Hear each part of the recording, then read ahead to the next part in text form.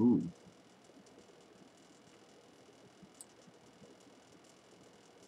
Ooh. What if I did this? What if I did this?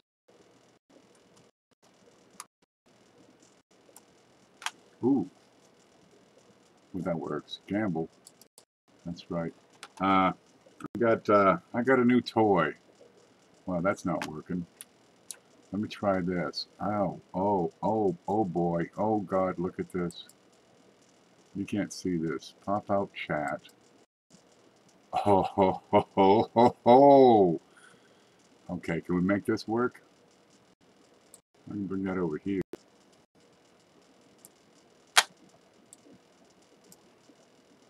That works. That works. I need to shrink this. Oh man, I was dreaming I was at Mantic Coins. Play-Doh time. No, can't work. But I got some mail. Paula sent some stuff, and she's always sending stuff. And you know, usually it's like junk like that silver tarantula. But I suppose I could put up with it. Here's what's going on. Home. Okay. She sent some stuff, and Jesus, nice up. Check this out. Where'd it go? All right, we got these. We got these. These are, look, they're like ninja pointers. They're these real fancy toothpicks. You got to see these. These are hilarious. I love these. Okay. Old and busted, right? New hotness.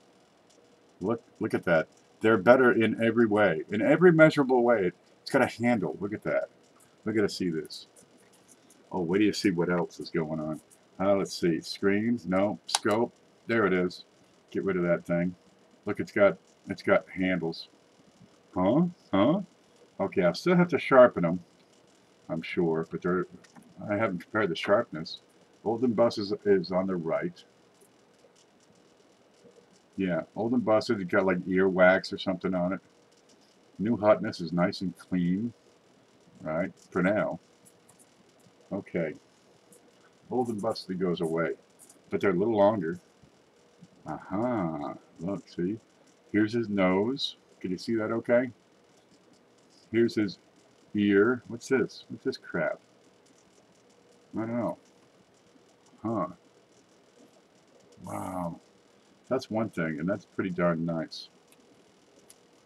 Because I needed those. I got them. I got a drawer full of Old and Busted toothpicks, but what is that? A lemon head? Oh Christ, man! I gotta clean up the floor. But now, look, it's got a deluxe container. Oh wow, that's pretty nice all by itself, you know. It's the little things. Okay, here's home, and she sends this thing. And says, "Look, it's freaking Play-Doh, dude. Dude, green, yellow, orange, red. This is orange, and this is red. Believe it or not. Remember, that camera will change the colors. Blue, freaking purple. Freaking, what's that one? Pink. We won't use that one. We'll send that one out with the next big show. And white. Okay. So we got more stuff. But look, mint marks. And she says, you got to play with Play-Doh right now. Well, this is the desk right now. How about the other side of the desk? Okay, that's covered. No, not gonna happen. Just, no, it's done. This desk is code black. It is, at a point, it is no longer functional. I could spend weeks. Look at it. Look at it. Okay, I'll be a little while. I'm going to pack a bunch of stuff, including all the... This is the big show from tonight. I have to put that away. Usually I have it put away by now, but, you know, I got some Play-Doh to play with. But it didn't stop there. She sent this other thing, which the box was origami. Getting it out of the box was a hell of a thing. It's a 7-port hub with a charging port. This was unexpected. I've been having trouble with the computer because I got so much crap I got to plug in that I got to unplug one thing to plug something else in. I got that extra monitor. I love to hook it up, but, well, that cheap-ass hub I got, yeah, okay, yeah, I should have spent the $8 on a hub. It's powered by USB, and the USB, if it's not getting a signal, it takes a break. This one is externally charged. Right now, it's behind the computer here. There you go. It's behind there. So I used to have the screen right over here, right? But, well, if I got two screens hooked up, then the one screen is over on the left, on the right side. If you move the mouse, right, it goes off of this screen onto that screen. So if it's over there, it screws it up. So, well, I was able to plug in the other screen. Huh. See, here's a mouse if you can see that. Let's see if we can see the mouse. I'll put it on the Ninja guy there. I can't see the, okay, there. There's the mouse right here. All right, if I move the mouse to the right and it goes across this edge of this screen, it comes over to this screen here. Where the hell is it? There you go. So I'm playing. What the hell can I do? Check this out. That's the YouTube page, which I don't really need. Usually I go through and I'll pause this right there because it eats bandwidth trying to show me back what I'm sending out. But check this out. I can put my spreadsheet up there. So now I've got this stuff down here where I can bid, and I got my spreadsheet over there so I can look stuff up right now, because down here it's a hat. I got to drop one thing, pick up another. But check this out. The printer's plugged in. The screen is plugged in. The camera's plugged in. The other camera's plugged in. There's the monitor. There's this camera. There's the big thing out in the back, which is back here, and that's got friggin' everything plugged into it. That's got the camera, the mouse, the screen, the hard drive. I have the hard drive hooked up. This is a big deal. Oh boy. See, this is the thing she sent. And the difference that makes, there you go. And look, I still have a couple ports left. Because this is externally powered, I may know something about the anchor. Anchor. Is that what this thing is? It's an anchor. Because it's externally powered, it doesn't time out this stuff. Because look, the freaking monitor is still on. And when it was plugged in through the other USB would just say, okay, I'm going to bed. Good night. And everything cuts out, including the mouse. So I got the camera. That's this one. I got the printer. Got the hard drive. And the mouse. And more ports. So look, I could do like a microphone. Oh boy, I could do like, what would go here? A toaster? Something? I don't know, but look, I got the hard drive. This is all my data, right? That laptop, this thing over here, look, they don't last. They're from Walmart. They're crap. The first thing to go is the hard drive. If it's not that, it's a video card. And then you got to take it outside. You hit the damn thing with a shed.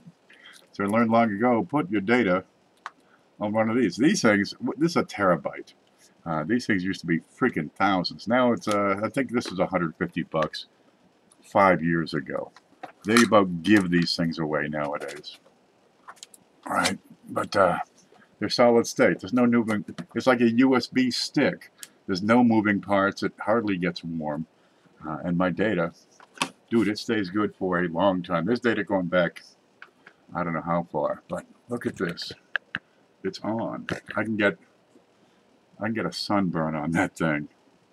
What everybody's saying? There's Bill. Hoopa, hoopa, hoopa. I need to visit my parents in Valdosta and just make a trip to your place. Ain't nobody coming up that road without getting shot at. Let's see. Hi, Ken. Hi, John. I may know something about the anchor. It's a 7-port hub with charging port. Charging port. Well, there must be that one thing on the end. Number 7. Oh, you can plug in your cell phone. I don't even have a cell phone. I get rid of that. but it's externally powered. That's the key. That's the gig. Oh boy.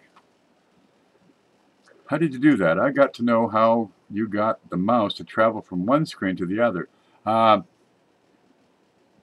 It's plugged into USB. Now that's actually a, what the hell is it? A VHA monitor? It's an LED thing. I had this, God, 10 years ago. But I had to put in this adapter here, the blue thing, to go from, see how it screws in? To go from the VHA to USB. So that works. And it's Windows, whatever the hell number it is, and it'll go ready cross. Where's the mouse? Here's the mouse. If I move that, let me put it up here in this corner so we can see it come up over in this corner. Ready? Can you see it up there? No, you can't.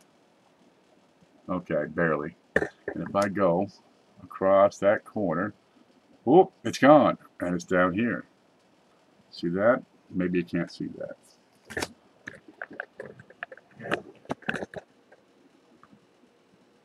I'll put it across the orange bit. There, that's a mouse. So it, the mouse will just travel from one screen to the other, so it's smooth. See the way that works? And that's working for you. Didn't send that. Who sent the anchor? I didn't send. Did I order it? No, it's got the same packaging. It's from the same place. That came from Paula. You did. What's going on? Well, this is what this thing... Oh, is that why you know something about the anchor? Well, how come it's got the same packaging, arrived from the same day? You guys are you're out to get me, aren't you? You're all ganging up on me. But look what this does. Look, I've got everything on. This will send my power bill through the roof. CJ sent it. Paula didn't? Well, look, I got freaking Play-Doh, so, beat that. We both live in Oregon.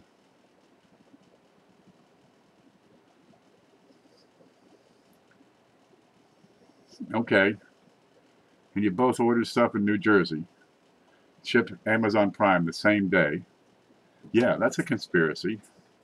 You probably shot Kennedy, too. I only send toys. Well, this is a pretty good toy. I got to play with mint marks. Look, it's got freaking mint marks in there. I can probably do something with that. That'll play.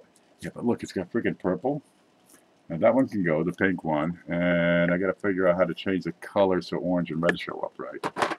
Christmas came early. I never get stuff. Well, sometimes I get stuff, but it goes right back out again. Look at this stuff. All right. So now I got to put the printer up on something. I'd like to move the printer from where it is over to here, but this needs to get into a different form, this place, this mess.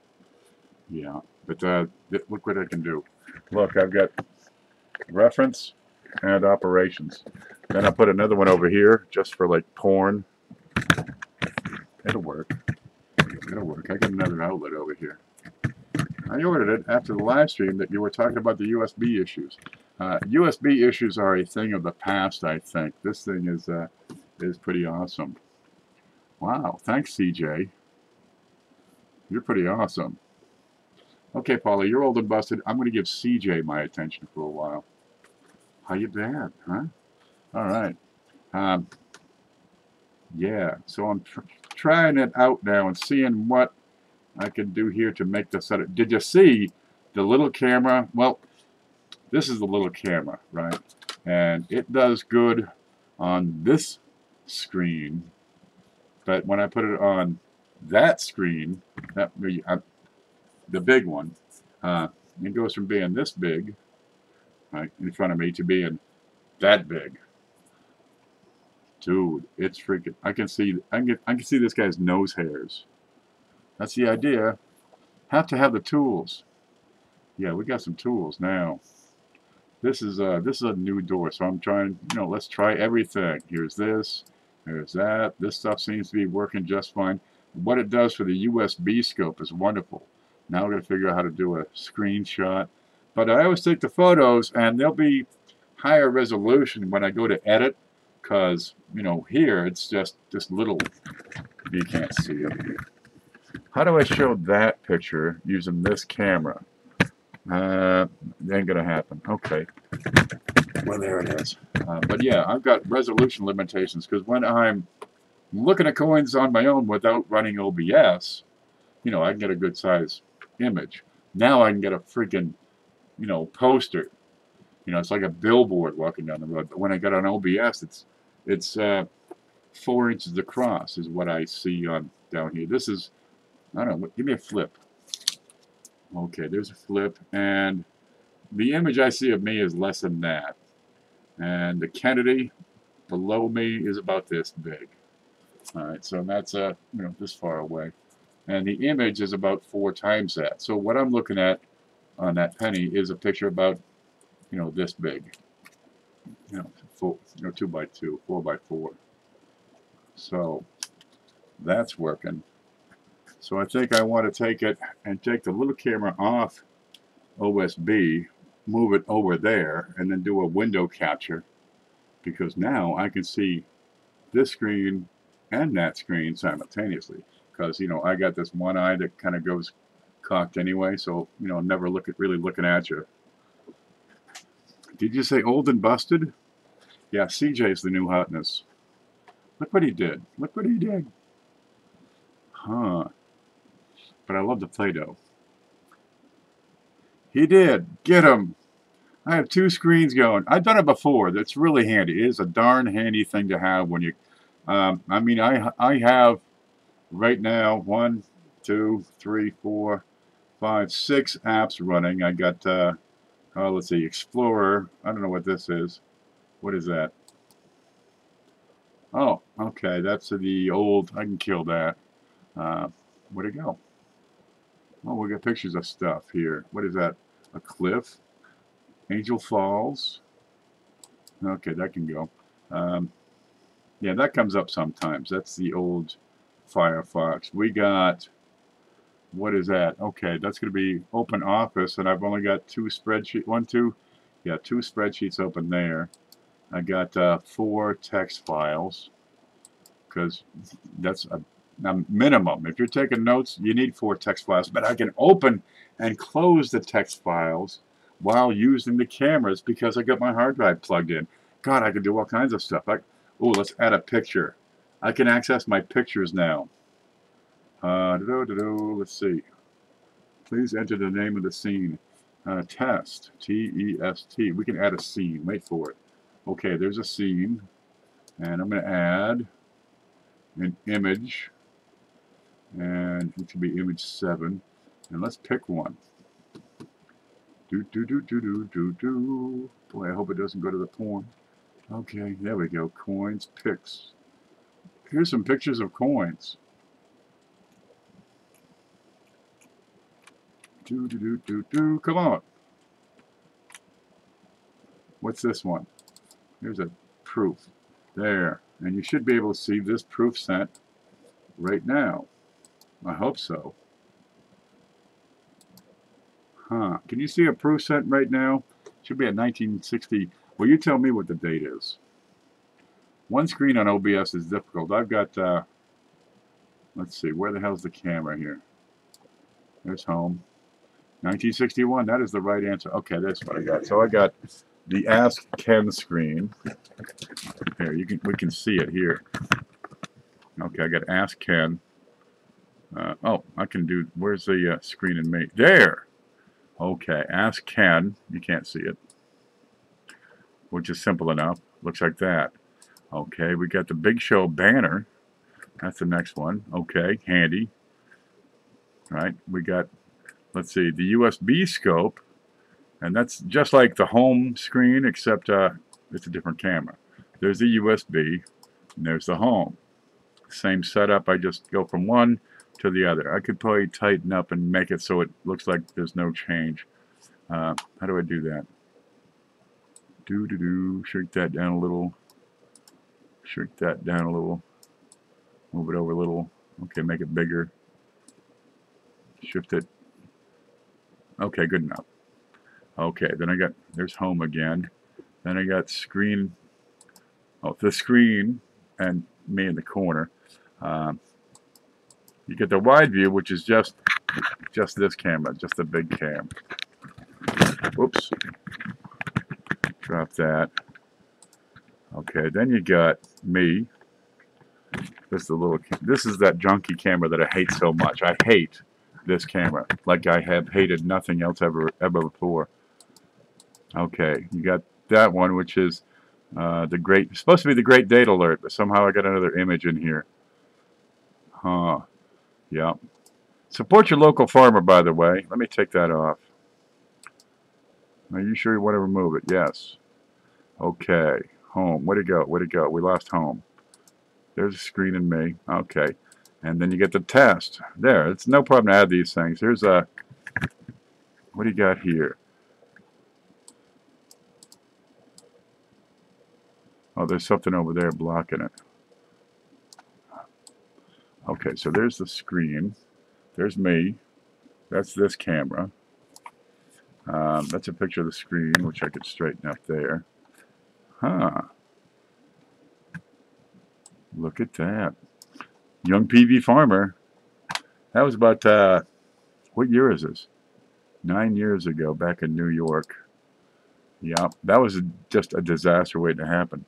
So, I can put images on live in midstream because I got that hard drive hooked up. Oh boy. There's no stopping me now. 1961, everybody wins. There's Clay Scott. Clay, we're just playing with new stuff I just got to try to figure this out and see what can we do with this to change the way things have been working. So I got 2 screens going. Right. I got all 3 cameras going. We'll get the little one, which I'd have to press a button on this to make that work. Wow, I need like a drone, just hovering, just the Ken drone. And then I got this, which has been so handy before because I can reference shit. I just click through the various references.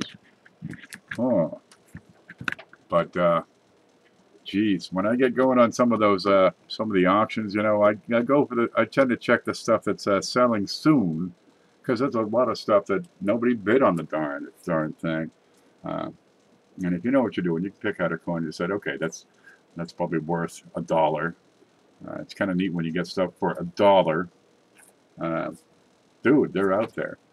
But you got to have that reference material handy so you can snap right up and say, oh, it's an 11S, right? And looking at it, it's very fine. And this guy wants $48 for it. Okay, well over here on this screen that says $50. That's not really a good deal, right? But I'm looking at it, said, oh, here's a 15S, and it's AU. It's going for $1. Well, I don't need to look at the screen, right? Because I can see right here, you know, it's $88 in AU or $78. So I'd snatch that sort of thing up because, you know, auction ends in 30 seconds. Poink, give me that. Yeah, but if a lot of times you get these things, auctions ending, and there's a bid for, you know, $26. There's $4 in shipping. I can give it a quick look and decide, is it worth it? Because now I can look and say, oh yeah, the price here, you know, the value over here is $75. There's some meat on that bone, and I can put a bid in. I enjoyed your last eBay buy stream that was live. See, now I can have more stuff at the same time. So I can have this thing, right, which is, this is what I see. This is the screen when I'm looking at it, right? So I got the chat. I can keep up with the chat. I can see if I got any nose hairs going on, right? This doesn't really matter. This is pretty static, but also I can see what the hell I'm looking at. So if I'm talking and I say, look at all this stuff down here on this table, but if you're looking at this, I gotta know. I want you to see. You know, I want to see what you're seeing. Because if I say, look at all this stuff on the table, I want you to see that scene with this camera. So this over here, There you go. See, if I point left, it points right. This stuff. This lets me know. Plus, I got the little lights and shit, which tells me, hey, you're screwing up. And if I have the regular YouTube window, I'm going to see the red or yellow line would be, I just see it right at the top here. And that's pretty handy. Thanks for the sub, Snakefoot. Now, is that your own spreadsheet on the eBay auctions and the value? That's mine. That's years of putting together values. Look, let me show you this. Where the hell is it? Okay, this is a great one. Can we see any of this? What happens if I put it on screen in me? It doesn't matter. Okay. There, I could just show you the damn thing right here. Ready? Ready? Let's zoom in on that. I got a zoom button on this thing. I'll just bring it to you. Is that good enough? Okay, maybe not. Okay, here you got, this was made when I was buying sets, because sets are a good way to accumulate wheats. Dude, there's a lot of wheats around here, but you've got to be able to get these sets at the right price. And you gotta flip over that top end stuff so you can recover your investment. Okay.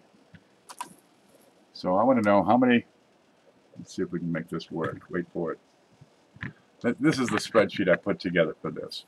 Here's every date, right, from 1909 to 1940 PDNS.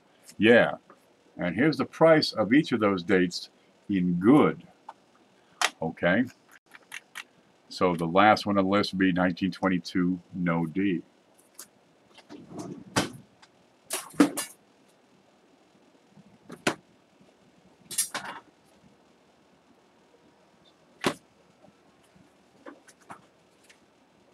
All right, I don't have one. Let me see if I have one. I should have one. What's this? No. What's that? There you go. Lincoln Book number 1. Number 1. That goes from 1909 to 1940. You see these all over eBay. You see these in various places. And that goes from 1909, which is empty, all the way to 1940. Right? There you go. This one has some in there. Okay. And they sell these sets according to how many pennies. It has 87 pennies. Well, you know, the 87, the least valuable coins out of all those 87 include everything up to 31S. It does not include 14D, the 1909 SVD, B, or the 22D. So I can look at 87, right? If I add those up, the value in good of all those coins in good is $338. Well, okay, I'm going to check that set out and see, are these coins better than good? Now, the early stuff, 20s, 30s, yeah, a lot of times, easily. 30s, fine to very fine would be kind of a lower end grade. But there's not a whole lot of money there. You know, you're talking 30, 50, 75 cent coins. That's not where the money is. Your money is right here in these.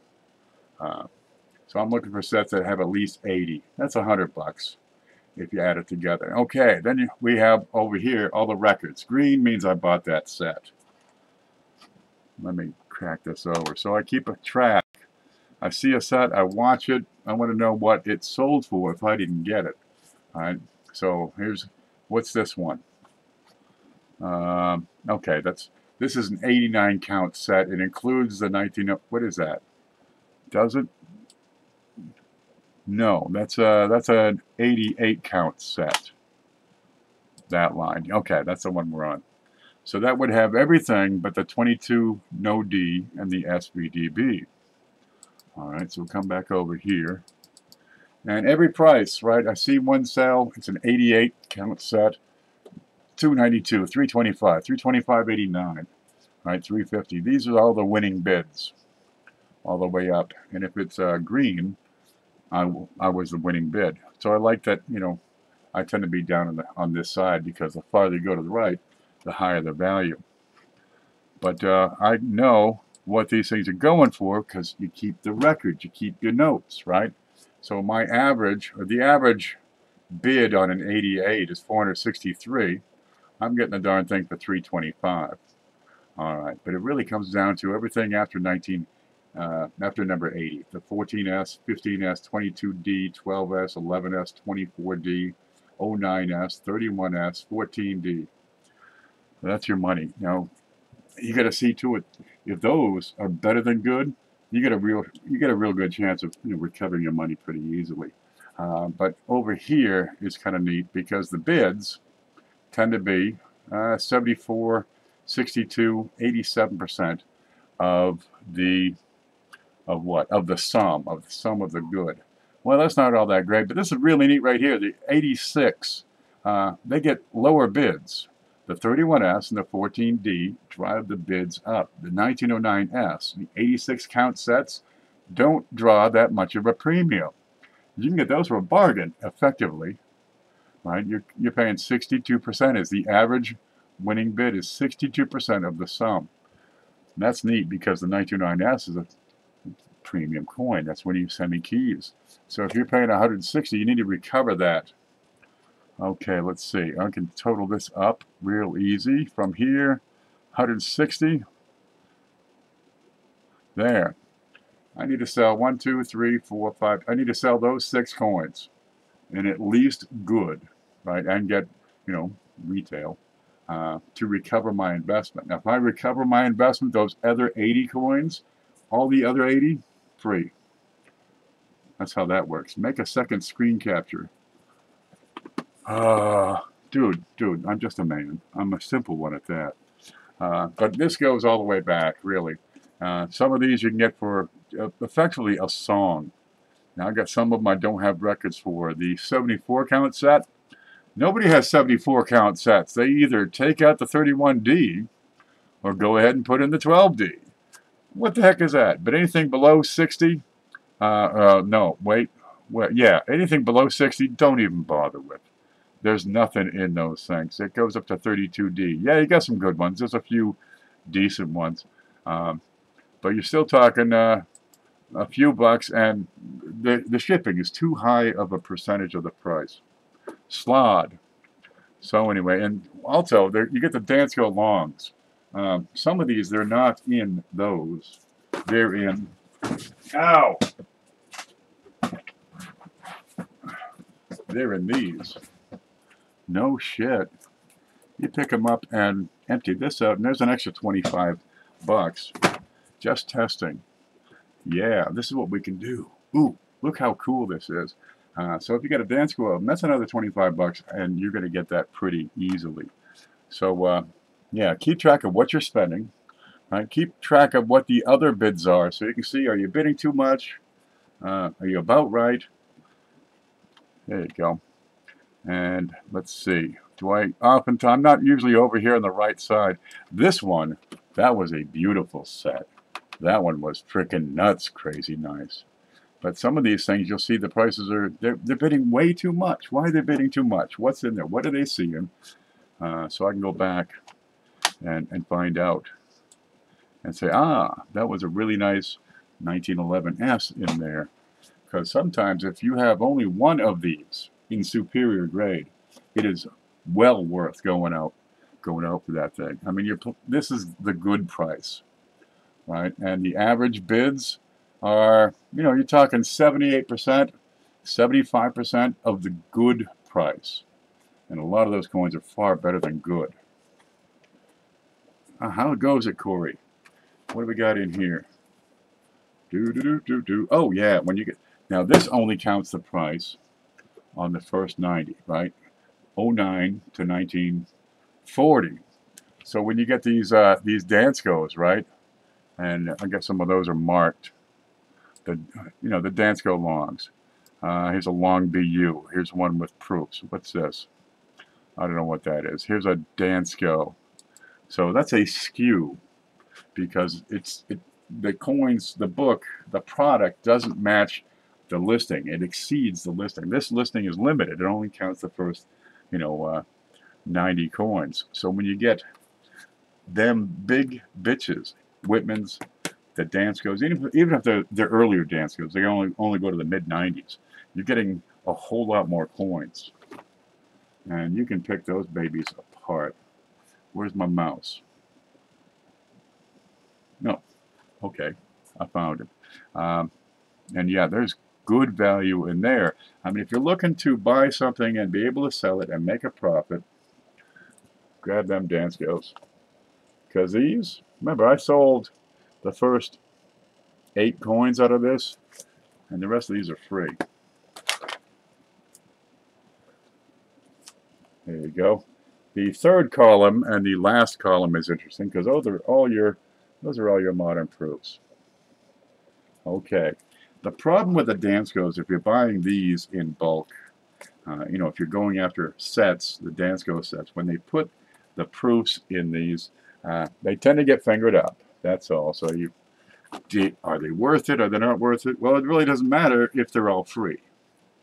You know, I take the junky ones and put, you know, a dozen of them together and sell them up for, you know, $5 or whatever the heck. But the good ones, yeah, they're plentiful.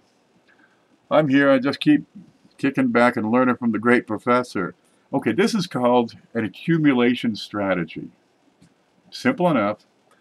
Find a way to buy coins for a fair price. Track how they're selling. Right? Keep track of how you're doing compared to how everyone else is.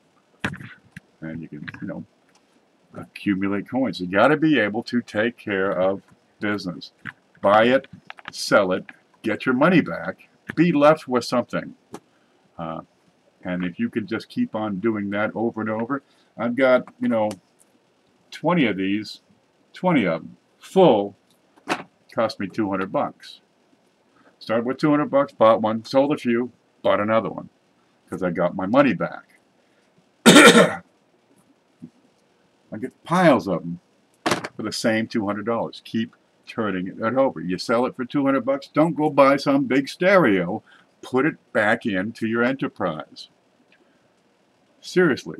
I get all my money back on these first few coins over here. I sell these. We can see that. I'm going to sell the 14S, the 15S, the 22D, the 12S, 11S, 24D, 09S, 31S, 14D. Very rarely will you find the SVDB and the 22 plane. And really, if I see 22 planes, I figure, no, that's probably wrong anyway. They just stick a 22D in there and figure, okay, good, they won't notice or something. Yeah, just skip those. So the 89 counts are the biggest that you're going to see. 88 is the biggest that I buy because the 09S VDB, if it's in there, it's probably screwed up beyond belief. And you can get these sets. The lowest I got was $325 for an 88. In good condition, they're all $463, right? The average bid is $404. So already, I mean, I could turn that thing around and sell it as is, right? And put 75 in my pocket. But here's the catch: it's 87%. They do pay more for that 14D, right?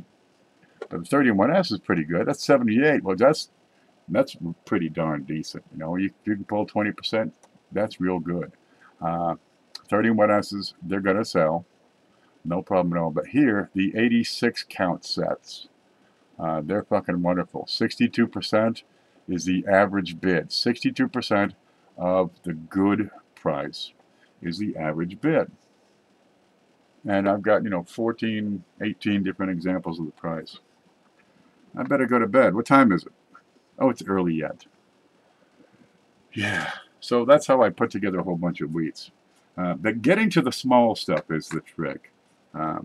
Really, the big, it's good. That's where the money is. You buy it, you flip it.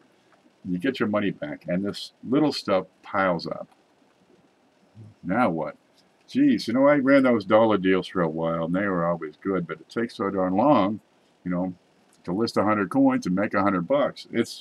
It's all groovy because they're darn paid for. But boy, it takes a lot of time to make a living.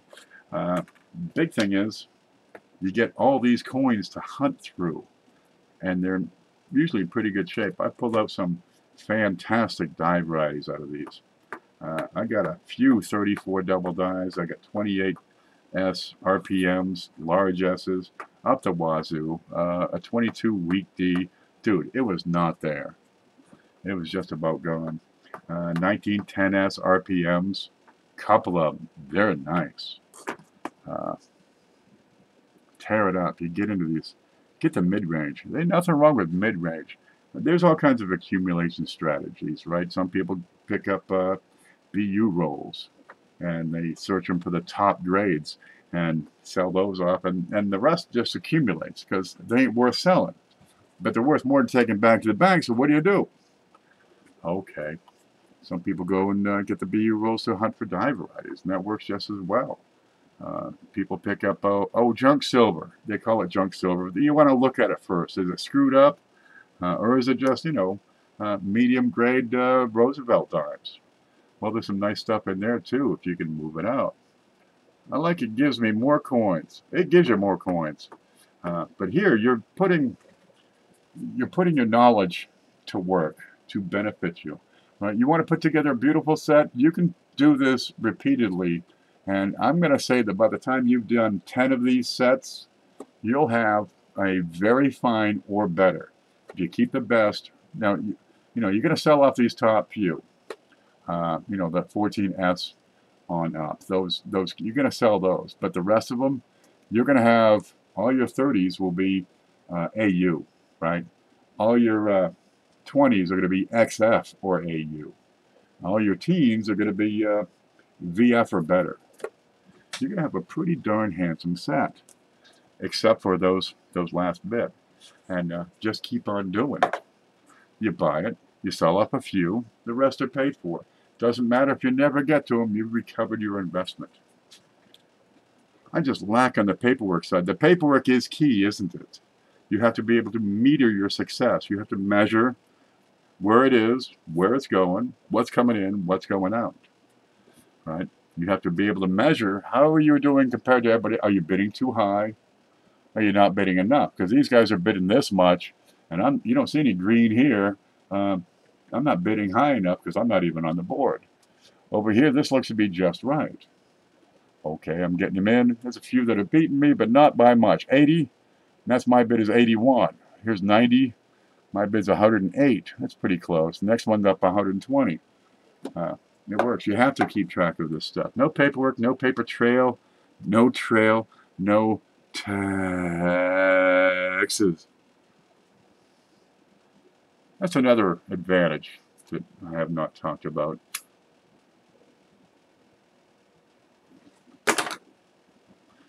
You buy a coin for $1, you sell it for $100. You got $99, but the government wants 38% of that for, what they pitched in for. Pay the man, right? You don't pay the man, they're going to pretty much come and show up and say, here's a lien on your house, and here's a lien on your bank account, and they clean that out. They don't give you the paperwork unless they already have their paperwork in place. Dude, when they say they're cleaning out your account, they already did. Oh, God. You got to make sure you keep some cash around just in case. And they'll put a lien on it. After a couple of years, if you're not working with them or doing anything, they will file and pretty much put you out on the street and take your house and sell it to somebody else. So make sure you spread around some gasoline before somebody sticks it up your ass like that.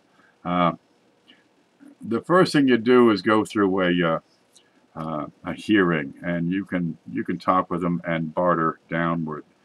You got what is it, 0.5% per month is the penalty, and 0.5% per month is the interest. And you add that up, and it's pretty much 1% per month, 12% per year. Okay, they don't come after you unless it's worth it to them, and it's going to cost them a few grand to come and audit you and say, hey, you owe us 10 grand. And they're going to get their money. You get a job, they're going to get their money. They're going to leave you with about $100 a week. All right, they're going to take the time. The guy's going to come to your house and say, what do you spend on food? What do you spend on shelter, mortgage, rent, right? What's your electric bill? And none of that matters because they're going to take everything over $98.14. That's what you're going to get. Hiya. So if you're waiting tables for tips, you got an advantage. Right? If you have a side income, right, that's not trackable, not traceable, there's no records, that's an advantage. Coins are neat because unless there's a serial number on that coin, it is very difficult to track. How do you track that? There's no trail here, unless you're doing it electronically. PayPal, trades online, email. What? You don't think they read your email? They know everything I have ever written in every email to every person in every language ever. It's stored in a big place in Montana or something. If you have a trail, they have it, guaranteed. They may not know exactly what's in it because there's a lot of data out there. Dude, they have it. They're listening to this call now. Even though it's illegal, it was illegal before. They said stop it. They said sure thing. We got you covered. You'd have to do it in a way that it's not recorded, like say a show or a club, or get together with some friends and say, hey, let's have a coin fair right here. Cash is king. There's no record. If you get off the grid with this, geez, well, it's still up to you to declare what you sell and what you make and all that stuff. Can you read English? Bye. Bye, Amy. Google every keystroke. They have it. They have everything. They know what I said to my ma. Ma, I gotta go, Ma. All right, Ma. Yeah, I love you, Ma. I gotta go. Okay, Ma. Yeah. Okay. Yeah, I gotta go, Ma. That's a whole damn concept. Just play it again and you got it. But purchases, records, any sort of trail, yeah, they're going to have that. And they want their money. They want their taxes. So you write off every single thing. You keep records where appropriate. Your light bill, right? Here it is. You're using power. You write that light bill off. You're using the internet. You write off the internet bill. You're using your home. You write off a portion of your mortgage. Mortgage is paid off. You write off a portion of what your mortgage was. You keep these records. You travel, you keep those slips. You buy lemon heads, you keep those receipts. What the hell is it? They're back here somewhere. Organize your stuff. You can, if you're, what I did at the diner, I had a daily sheet. I had it printed up myself, and every day, what came in, what went out, what was paid, what was in the drawer, what came in credit cards, what came in according to Visa, by MasterCard, by whatever the hell, right? And everything. And at the end of the, there's a total at the bottom. We made $14. And the partner has that. Okay, I know exactly how much she got me for. I know exactly what the fuck I got out of that diner. Huh? What's going on? Oh, we have somebody talking who shouldn't be talking. This is why he got the Mod of the Year award, because he's on it. Where do you get your base prices for your spreadsheet? I record what I saw and what I placed. This is not Coin World. This is 115.50. This is what that particular set sold for on Collector's Corner that I was watching. All right, here's 81.08. That's what I paid for that set. All right, this is what I paid for that set right here. Okay, that's off the screen. Here's one for $20.50. That's what somebody paid for that set that I was watching. These are final auction prices that I recorded.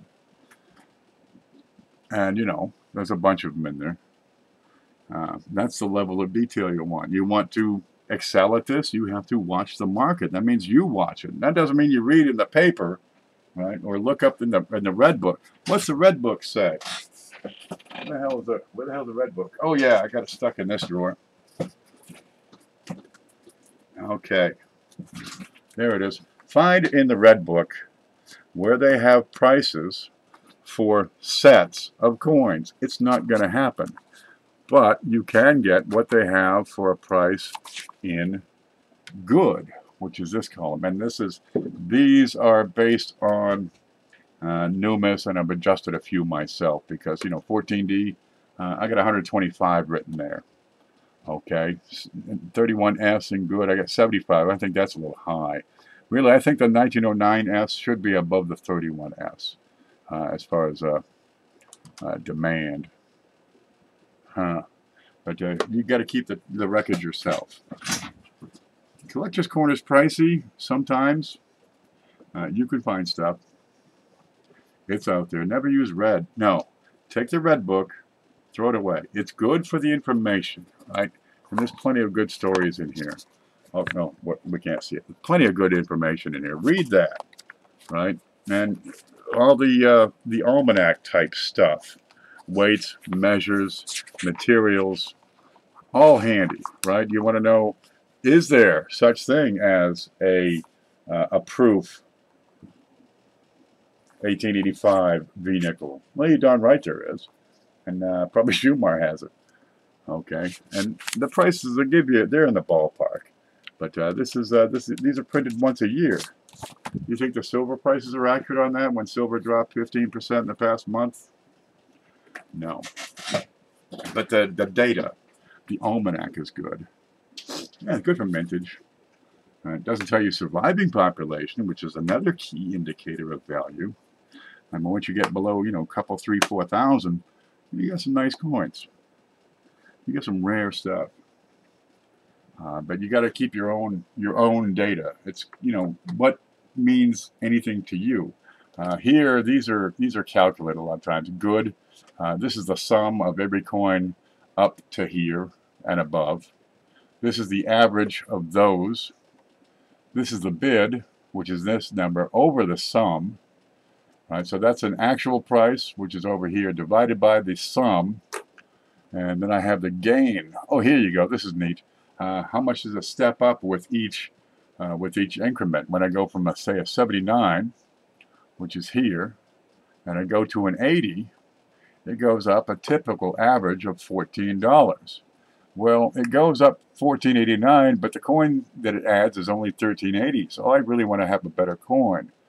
The next step, a little higher. The next step, that's way too high. The 22D should not draw an additional 28 bucks. Here's neat. At the 83, that actually drops in price. The 83s are a pretty good bargain. I'm going from an 86% down to a 74%. Those are pretty good. 83s and up is what I watch out for. And the 86s are probably the best bargain out there. Right? I go up $14, $15, and I'm gaining a 1909 or a 1931S for an extra $15. That's a bargain. Yep. And that's the way, that's the way that goes. Keep track of it. But you got to be able to market these things whatever way. So that's where the coin shows come in handy. You'll get to meet those people. It's all meet and greet. You got to work the room. 24 watching, only 3 in chat. I can't see. Only 3 in chat? They're just absorbing it. I just wanted to get on and try this thing out. Hopefully that information I just offered is worth the price of this thing. I see Lemon, I see Blues, and I see Jeff, and I see Marty. Marty's eating it up, I can tell you. Multitasking as usual. I'm here absorbing information. I'm here just disseminating it. Yeah, this has taken, a few years to put this together. But even with all this, I don't hardly ever buy these things anymore because I've kind of moved. You will progress. You will move on. Geez, you got 40, 50, 60 Lincoln sets, and you move the top stuff, and that's great. But the effort to move the rest, it takes a lot, and they're kind of slow. And you make, $1, $2. Really, once you get below the top 70, here you go. There's your 70 count, 1933D and up. You're talking a $3 value in good. Higher values, okay, they're pretty decent. You can get to a $10 coin, $20 coins. But how much are you making on those? If you're pulling 25%, 4 or 5 bucks, that's about my minimum. I want to make a $5 bill on something. If I don't make a $5 bill, I'm going to sell 20 of them, make a buck a piece and move them. Get them, flip them over. So there's some volume in there. Ken is testing. I am looking. I had a little backward steps with my illness, but coming back. You goddamn right you're coming back, Marty. You're going to come back better than ever, too. If it doesn't kill you, it makes you stronger. And by God, that damn near killed you. Marty had some health issues, but he's coming back. I'm learning. Okay. Yeah, there's stuff out there. You got to watch the market, whatever the market is to you. Could be eBay, could be the Facebook groups, could be some of these other USA Coin Book, the Collector's Corner, Lawrence Galleries, whatever it is. You keep an eye on that. Shows are good because you get to meet the people, and when you get to meet those people, they got stuff. I had a fellow offer me a bunch of, what the hell was it, 71 S's? Dude, you want these? I have not seen them, and if before I see it, I want to, I want to see it. I like proofs. I got no problem with proofs, but I want to see them goddamn things. I want them to be screaming hot. I don't want to see milk. I'm not interested in milky proofs. And people call me and say, hey, I got this. You want it? I'll come and see. Guy calls up, says, I got all these $50 proofs. You want them? Come and take a look. So I went down and took a look. He had taken all the silver and hawked that for melt, because that's what he does. That's a damn shame. But I got the rest of them for, I don't know, $1 each maybe. So, just snatched up a whole bunch of stuff there. If it's the same guy, who's got 99 rolls? 99 rolls of pennies on the wall, 99 rolls of pennies. Yeah, I could do a video just singing that song. Lemon's got 99 rolls. You sell it all for a loss, and that's the record you keep. Yeah, why not? But you may, if it's got a digital tag on it, if it's got a digital trail, you declare that. Right? If it's got a paper trail, a certification trail, you declare that. If there's no fucking record, they can prove it. And they ain't gonna prove it. I don't know, make it worth it to put it out, put it in the out basket. How much would make it worth it to put it in the out basket? Explain yourself.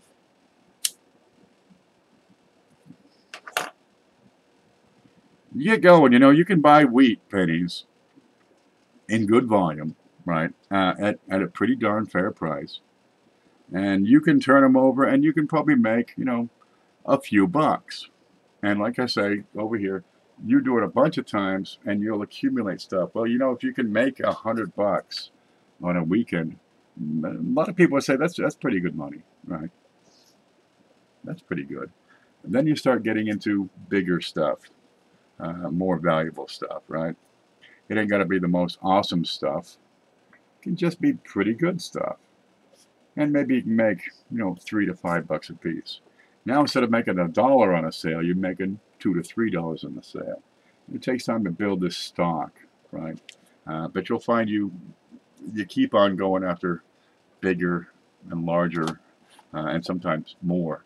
You go wide and you go deep. And you just keep on doing. Now, some people find a level where they're comfortable with. They're dealing with coins at a good price range, and they got a pretty decent margin they're making, and it's working for them. Getting into the higher tiers, that's where I'm having some resistance. I sold some big coins. Don't get me wrong, but I find at $50, that seems to be kind of where most of the crowd drops out. I don't dabble too much in the higher end stuff. Oh, I'll have them. I'll have them for the big show here. Don't get me wrong. We've given away some beautiful coins. But as far as flipping it over, because that's what I want to do. I want to buy it, flip it over, and buy something else. And that extra bit that I do, that pays my bills. And it's working. But I get a lot of stuff that piles up because it didn't flip over. All right. And, you know, we try to get through that here and there, but I keep concentrating on the stuff that that goes. Man, the people grabbed those Ikes. I mean, they nailed them. So I went and got some more, and they nailed those. Okay, so I went and got some more. They nailed them, dude. I'll have to get some more. Um, but what if they're, you know, what if they're full up? I'm sitting on, you know, $200-300 worth of Ikes and no buyers. Okay, there's 100 different ways to sell this stuff, really. And if you can develop a reputation, that is going to be the hardest thing to do. And always stand by your product. Always. This is the key to the entire thing. Somebody sends it back, you take it back and send them their money. Here you go. Thank you very much. They have to send it back, but by God, you got to send them their money. It is never a problem. I don't care if the baby swallowed it and pooped it out. Give me the coin back. Here's your money. Done. If you don't stand up for your product, who will? If you don't believe in your product, who else will?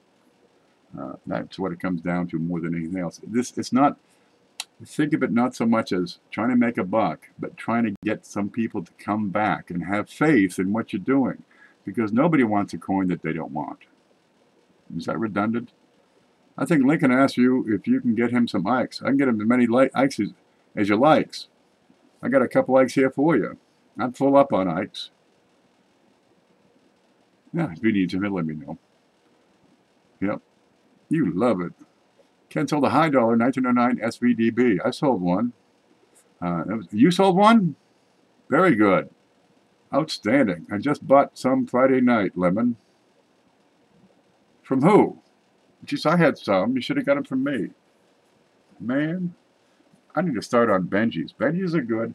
You got to have the superior grade on the Benjis if you want to make a few bucks. It's too easy to get them for melt, and they just don't draw much. Maybe you can make $1. Man, you're spinning your wheels, and you bought them from me. Good. I like Benjis, but they got to be top. I mean, they got to be spotless. They got to have the full bell lines. No blemishes. None of the little marks, you know, where another coin hit it. He's got 3 dings across his cheek. They got to be sweet and sharp and blast white. And priced right.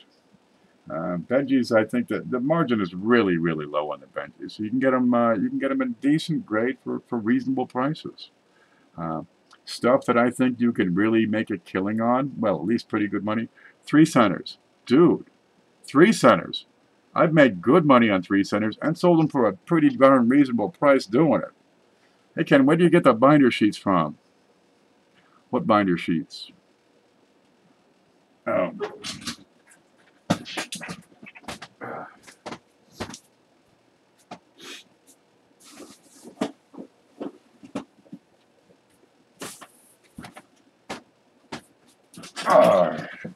These? I get them from me. The problem with the binder sheets is the shipping. So I don't sell them too much because I got no good or easy way to ship them.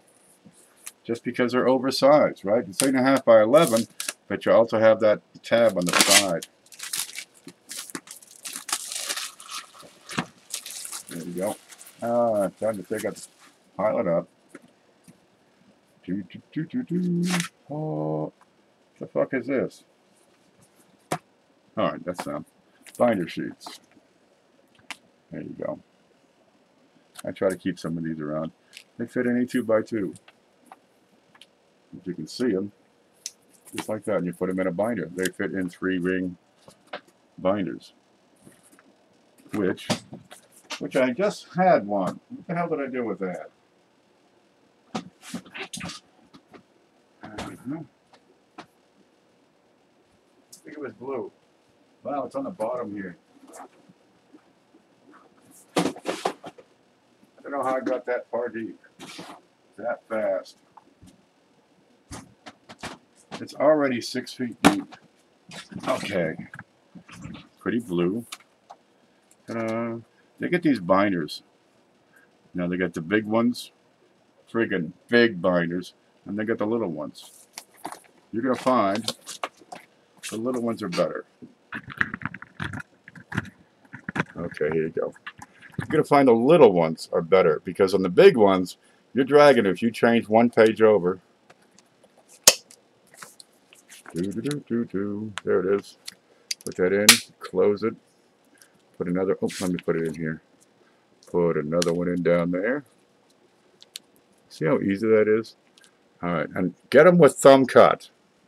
That's another key if you get these binders. You want to have that thumb cut so you can push that coin out so you can grab it and get it. Without that thumb cut, you got crap.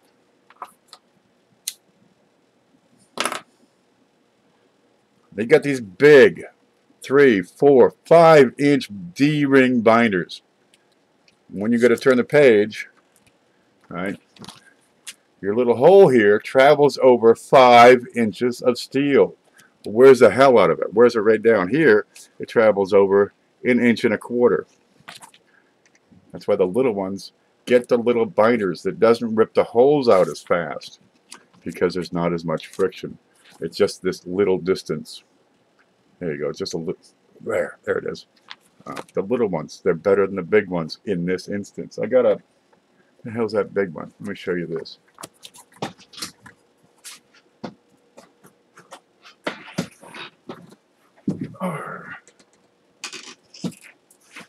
A big one.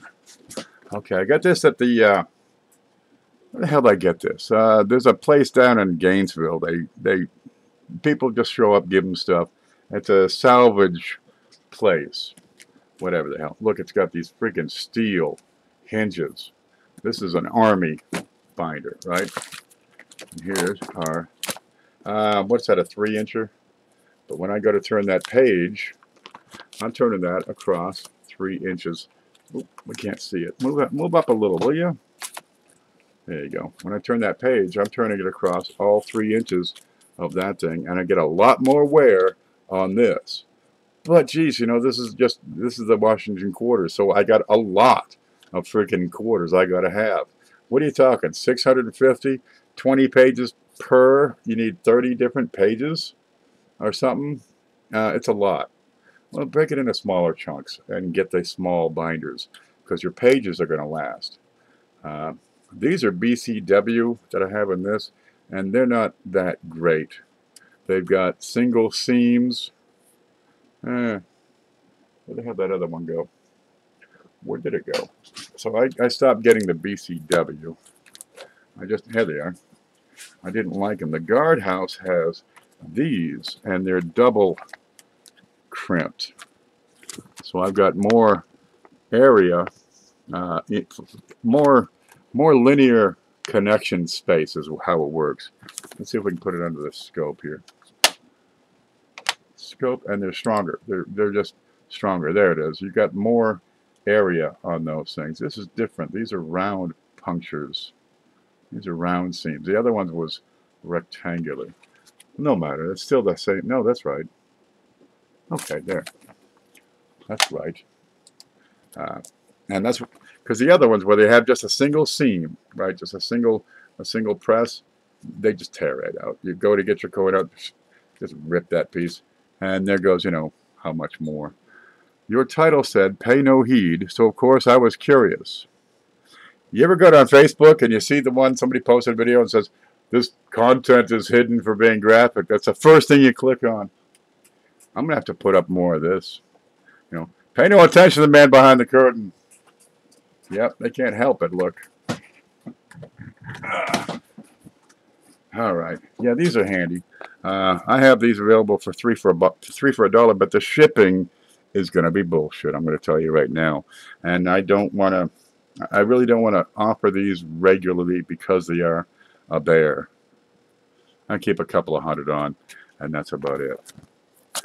I use them. I think they're real handy. Right? The best for me, what the hell? For me, a 2-inch box is working just fine. I'd like to see some bigger boxes because, dude, I got freaking boxes up the wazoo around here. I got a table full of them around here. But this is working for me right now, and I find for my uses, don't fold them. If I want to put them in books, I'll fold them. But if I'm going to put them, leave them in the boxes, I'm going to not fold them. What is this? It's a 1970D with a clash. That's what works for me. You're going to have your own style, your own way of doing it. Performing a collection like the Washingtons, yeah, I love the pages because then I have a specific spot that I'm looking to put that coin so I can pull it out when I need it. Because the Washingtons in particular, you know, I go through a bunch of quarters. I need a reference. What the heck is this Nevada quarter supposed to look like? So I can get in there and pull it out right here, right now. There you go. And again, here, see, I'm going to get this coin out so I can put it back in this guy's package. And this is where that little thumb comes in so handy. Ain't got the thumb, you got a better chance of ripping that page. And there goes, you know, another 30 cents. Now, Lead Dog has a really, really nice pages.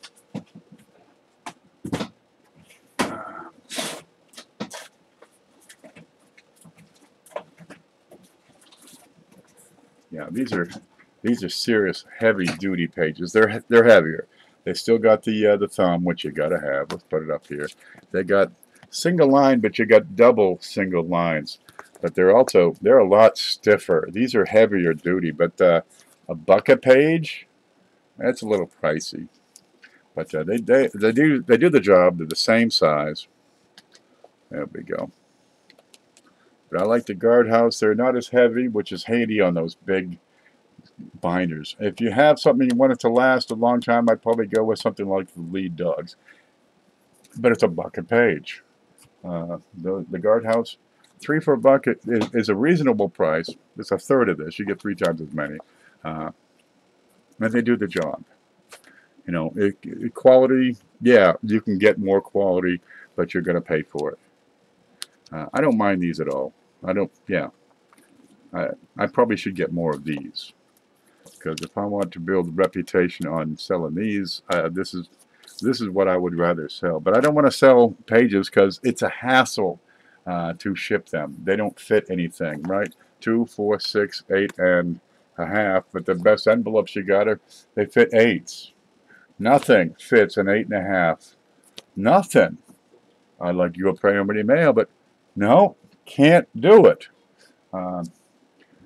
So how do you make it work? Well, I want to organize people into a big batch so we can get a bunch of the stuff for a low price and handle the shipping in volume, so that'll work. But they are the same size. There you go.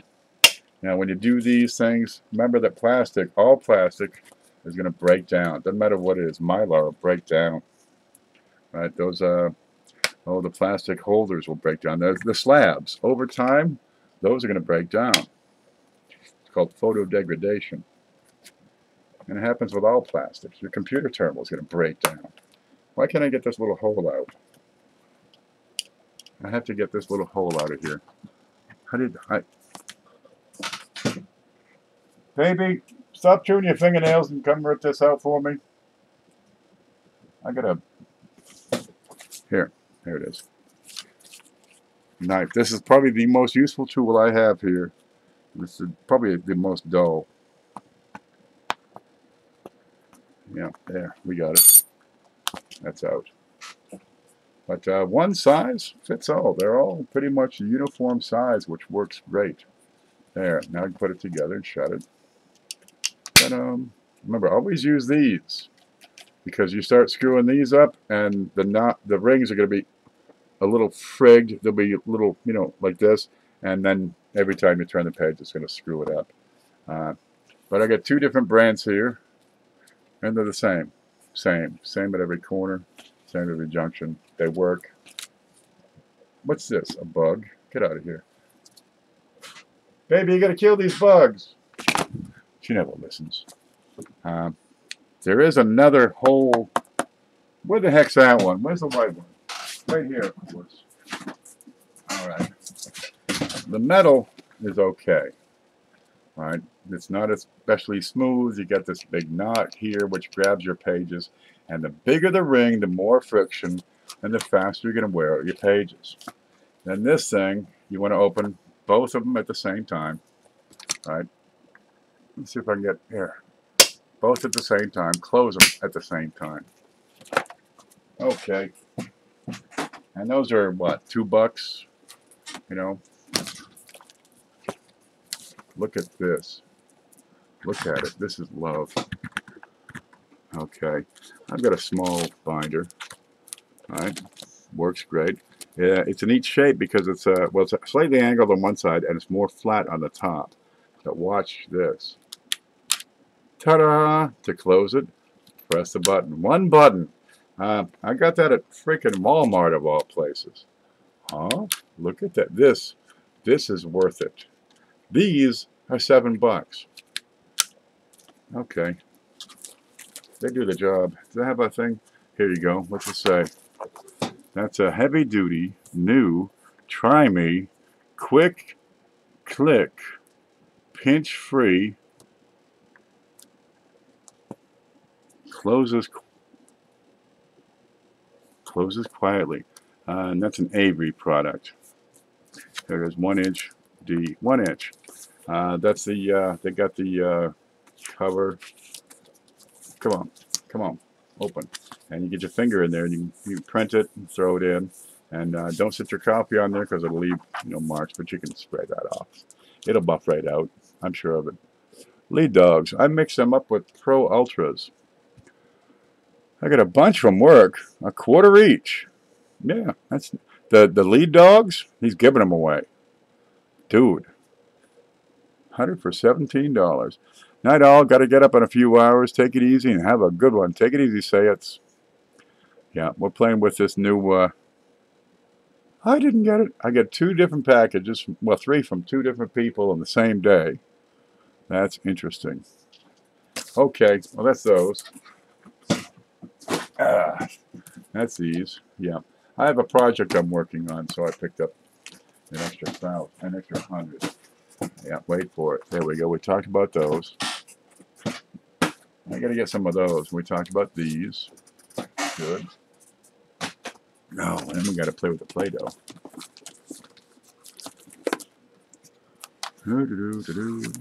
Paula sent Play-Doh. SJ. SJ, are you leaving? Or are you saying goodbye to Say It? If I wanted 6 boxes, what would be the combined shipping be? I also asked, yes, I have you on my list. I didn't order as many flips as I should have this time, and, well, they didn't last. I have more coming. They're going to be here. This is why I didn't invoice you. So I could actually fill 3 orders rather than just the 1 order. But I have you on my list, and we'll get, look, where's my list? Well, all my notes have run off. Where the hell those go? I'm going to need those. Here they are. Oh! Get up here. Okay. Marty Poles. Right here. See, Marty Poles. You're on my list. Yeah. I forgot you, baby. But, oh, aren't these just the cutest little things? Look, it's like Play-Doh, only smaller. Little half cups, purple. All right, let me look at that one. Now, 6 boxes. The problem on that is I can fit 3 in a priority mail padded mailer, right? And that's $7.50 shipping. When I go beyond that, I've got to use the medium boxes. Now you're talking $13.50 shipping. Gosh, it's getting out of hand real quick. But when you buy the flips with the boxes, I get you the box for cost, $1.50, and the flips at the regular price, and then just add shipping. And that seems to be working, because I get the boxes, bunches of them when I order the flips, and it doesn't cost me extra for shipping. So I say, okay, give me however many boxes will fill up the rest of that package. Ooh, look, it's like a biscuit. Don't you love new Play-Doh when it's brand new and you don't want to change the shape because it's factory? It's got that salty Play-Doh plastic factory smell. That's a good color. I'll use that for early copper coins. Yeah. Okay, we want to see these things next. How do you get in there? I'm going to need another box just for Play-Doh stuff. Not LOL at a heart attack. Don't eat them? You get a heart attack, you eat this stuff? Okay. Well, Paula said, you got to show me the mint mark, but this is the state of my desk right now. Okay, so now I'm into this space, and I'm pretty much really out of useful space. This is cold black, but I got to try this, right? I got to. Come on. Can I make the D, a D mint mark, can I make that work right? And see what an RPM looks like. Get the mouse out of here. Okay, here it is. Ready? Ready? Oop, I think slide that over. And I press in the D. D. Take it out. What's an RPM? Okay, this would be the die. It's the way that would work, because that would be the shape of the hub. I want that to be the raised mint mark. So I'd need a die mint mark. But if I punch a mint mark into the die again, right? This is the die.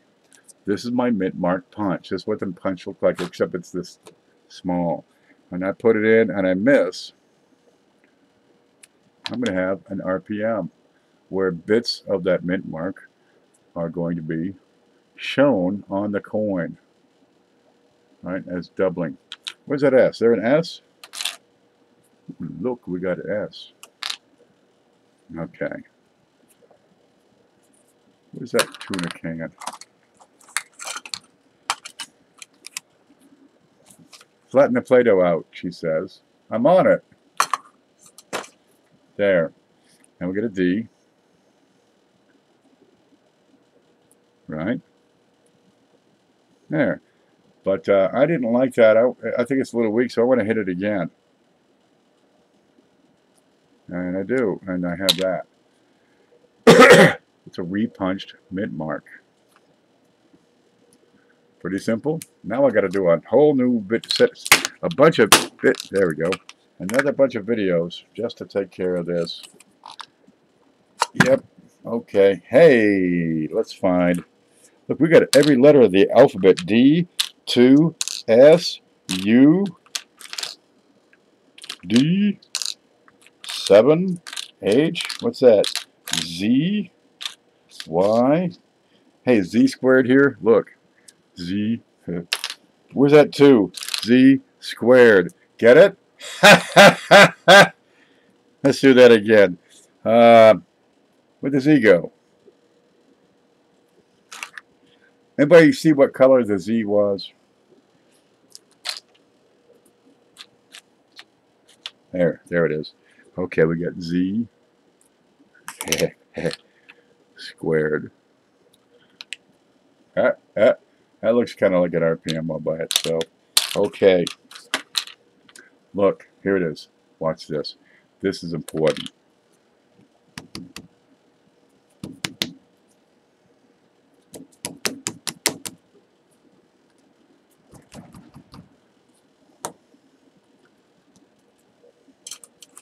Everybody listening? Type 1 if you're listening.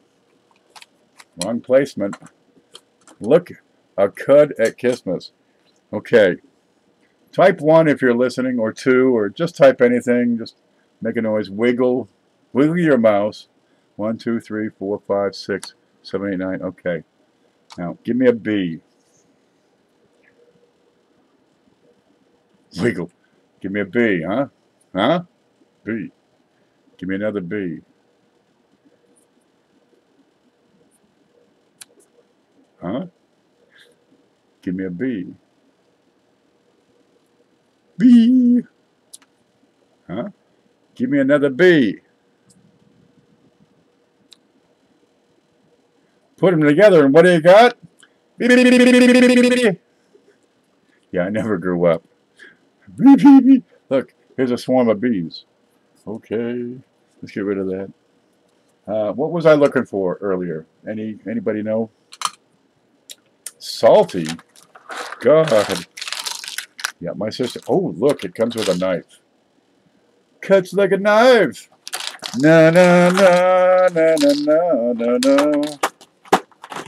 This is why I like my sister's kids, because they got really good. My brother's kids are older. They just want to go chase chicks. Okay, that's good. My sister's kids, They got toys and shit. Now demonstrate a die blockage.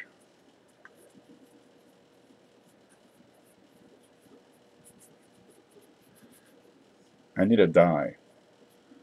That's going to be for another day when I have some freaking room. Because, dude, look. I'm working with 4 square inches. This desk is toast. This is my desk.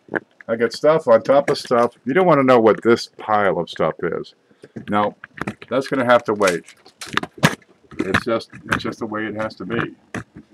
All right. What do we got here? We got a K. Oh, I know what I need. What's that? G. Give me a G. No, that doesn't work. C. B. Blah, blah, blah, blah. It's the only one that works. I got a P. Oh, look it. Oh, look. We got a 3. T. And. Oh, look at New Orleans. Nope. Now, a New Orleans repunch mint mark is very sensual. Right? Ooh. Get it? Okay, listen. Here it is. There, I can do Carson City. I got it. We got it. We got Carson City. That's what I was looking for. Okay, we got is there a way to organize these? Maybe I could put them in some sort of order. C, 6, W, J. Here's a J. Where's the, where'd that S go? There it is. I did it backwards. I suck at this. I suck at Play-Doh. Back in kindergarten, I got an F at Play-Doh. The teacher said, "You suck." Well, I kept drawing dirty stuff. We can't have your son in Play-Doh class anymore because he keeps doing things that he shouldn't be doing. Okay. Ready? Ready for this one? Cowboy X, would you please stop marking up our town? X! X! Yeah, X! Woohoo, X! No? Oh, okay. You're right. From now on, I'll be Cowboy O. Oh, ho! There it is. You know, they say the more complex the mind, the simpler the device needed to entertain it. Yeah, Play-Doh works. I had to go to doctor in 3rd grade for sticking too big a piece of an eraser up my nose. What are you thinking? It's a good idea? I think you might have finally lost that last bit of sanity. It's gone, babies. Yeah, this is good. We had some progress here. Now if I can just work on the tidiness issue, because stuff comes in, I'd like to have some room to look at it. And right now I don't have, I got to open a drawer, so I got a place to put stuff. Okay, there's that. And that's on. We got new colors. We got mint marks. We got, oh, I forgot to do the P and the B. Okay, we're going to set that aside for another time, I suppose. Yeah. There, progress. One step at a time. Take care, Blues. I'm going to try and get some sleep. What's that, where you close your eyes and don't move for a while? You can do that in your chair. Good night. That's what I'm working on right now as well. Cannot, Jen. That's me. There. Okay, this is pretty cool. We didn't get to try out the knife yet, the butter knife. We'll look at that. What shall we do with that? Is it a knife or is it a paddle? Yeah, we'll get to it. Yep, now I just need the magic extruder machine. What do you got here? Oh, look. Check out this guy. I can't tip that up because I'll check out this guy. And you say I'm on drugs? Somebody thought this up. What's wrong with my autocorrect? Autocorrect sucks. It's a toe jam remover. Well, good. Every now and then I jam my toe. Okay. just look for a horizontal surface. This is going to have to do. I'll get to that. What's next? Did you see the pointers? I got new pointers. That's from Paula. Yep, the Play-Doh come from Paula. And this thing, this is nuts. The 7-port hub with charging port. This is love right here. You did that for me? Why did you do that for me? And this is what it makes possible, a rearranging of the equipment here so we can get data, video, more video. This is some versatility going on here, but I've got both cameras hooked in, plus the hard drive, plus the screen, plus the mouse. What else? What's that one? Camera, TV, the base. Yeah, everything. Everything all the time. That's all any of us wants. She's given us clues. You should invest in a bigger desk. This is a pretty good sized desk. That's a 5-footer, 3 foot this way. Well, probably 2 3/4. This came out of an apartment. It's steel. It'll hold up. I got a 4-foot table behind me, and really I could use another 4-foot table up on this side, but the shelves have to go. And that's okay. They're getting obsolete. And I could, well, really, I need to take that table away. Just away. Move the bed out of the bedroom. Put that over here. And then I move this into there because I got 2 long walls. And we'll worry about the floor covering later, because this chair is wearing out this floor. The tile's gone. I have to fix that. And let's face it, I never fix the friggin' stairs out there. I'll probably never fix this floor. So we'll get there. It's you take little steps at a time, and you get an increment. You get a lunge forward every now and again. There's some stuff that is so darn simple that it will amaze you. One of the most handy stuff that I got, these things, these cards. Oh, there's my spokes. I get this cards, right? It's that poster stock. It's foam and cardboard on the side, and this is probably some of the most handy stuff that I've got. You can pile it up, carry a bunch of things. You can cut it in small pieces, so you've got a coin. You can put that under your camera, so you can move it without touching the coin. Where are you? Here. There it is. Here's the coin over there, and I can move that around because it's on the card. I don't have to move the coin. I just move the card, but I don't have to touch the coin. And if I get the camera way down low, I can still move the thing real easy. And there's my finger way over here. Ta-da! Real handy. And that's, no, you can't see it. Home. There you go. No, you still can't see it. I need more cameras.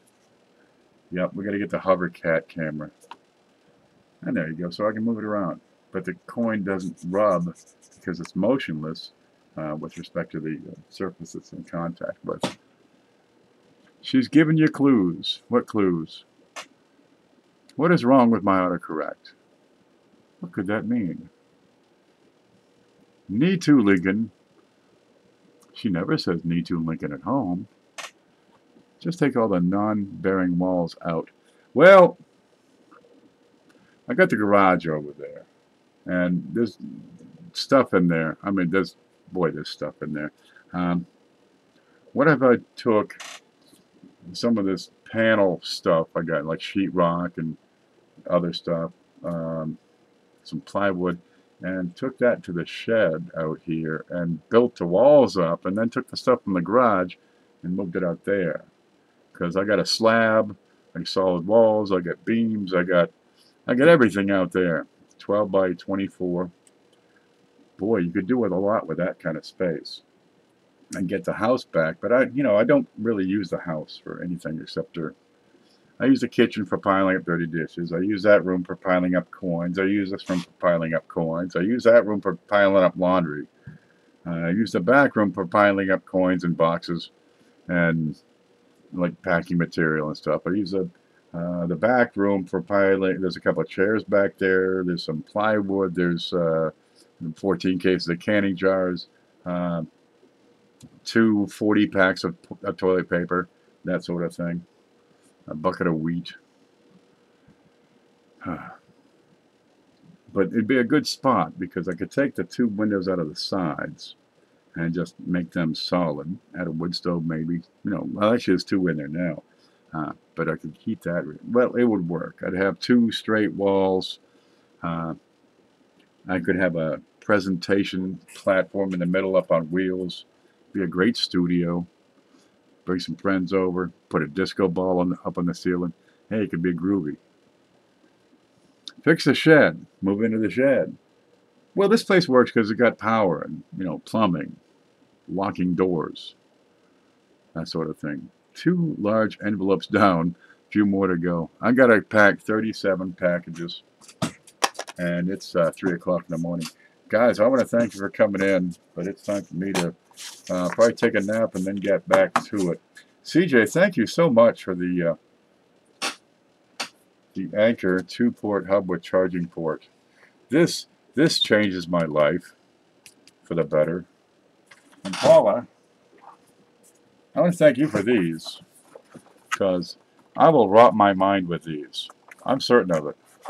I'll just sit here and make stuff. Look, I could do like they got those rainbows. I could make a rainbow and punch Cowboy X into it. Yep. You need a favor, you just let me know. Want me to hunt something down, I'll let you know. You need a kidney? I got you covered. You want somebody to disappear without a trace? You let me know. And we'll see to it happens. I love your new toys. Yeah, sometimes you get some neat stuff. Boy, these are cool. And we got lemon heads.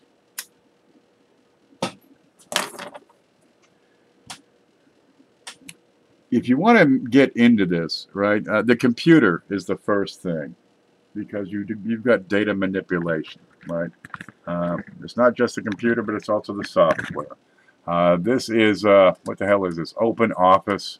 You can Google Open Office and get the software. If you don't know how to do spreadsheets, okay, watch the videos, and we'll do another video if we need to. This is probably a darn handy thing for manipulating data. What do you have in coins? You've got long columns, right? Dates. You want to be able to sort them. Counts, prices, sums, averages of another section over here. And you want to be able to add data inside existing data. So I want to put it there and have everything else move to the right. You can do that. It's handy. Here's what else can you do with this? Where's my mouse? Okay. Here's my master list of everything I got to do. All right. If I got an idea or something I want to work on, this is my master list. This is what I want to buy. This is what I got to find. All right. This is what people are saying. Can you find me this? And that, okay, that goes to there. So I want to do a video using a USB scope effectively. That's, you can't see that. How come? Oh, let's see, I want to do a video on coin terms. So I want to write the best references book to buy. I have to write it. I want to make a video with clay, make double dyes and varieties. See, huh? Okay, we can cross that off. And that's a lot of listings of stuff I got to do, got to get done. Here's a list of the stock that I have, right? I want to keep track of what I paid, where it is, what it is, what kind of shape it's in. And this goes freaking on and on and on. Do do do do do do do.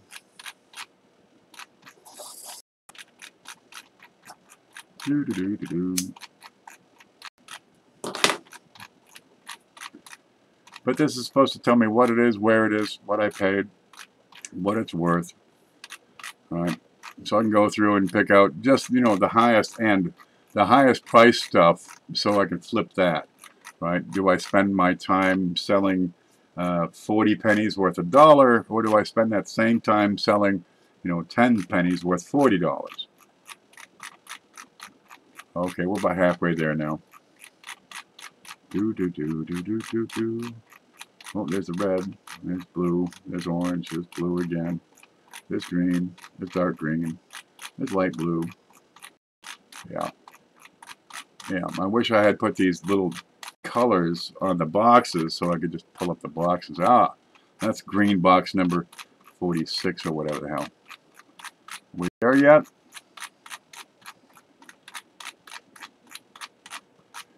But you can search data, right? This I'm able to copy and paste a section, so I can just use the same format for the same sort of setup for a different box. That's the whole idea. There's another blue. There's a black section, and I don't know what the hell that is. Okay, here's sets. Here's prices for wheats, right?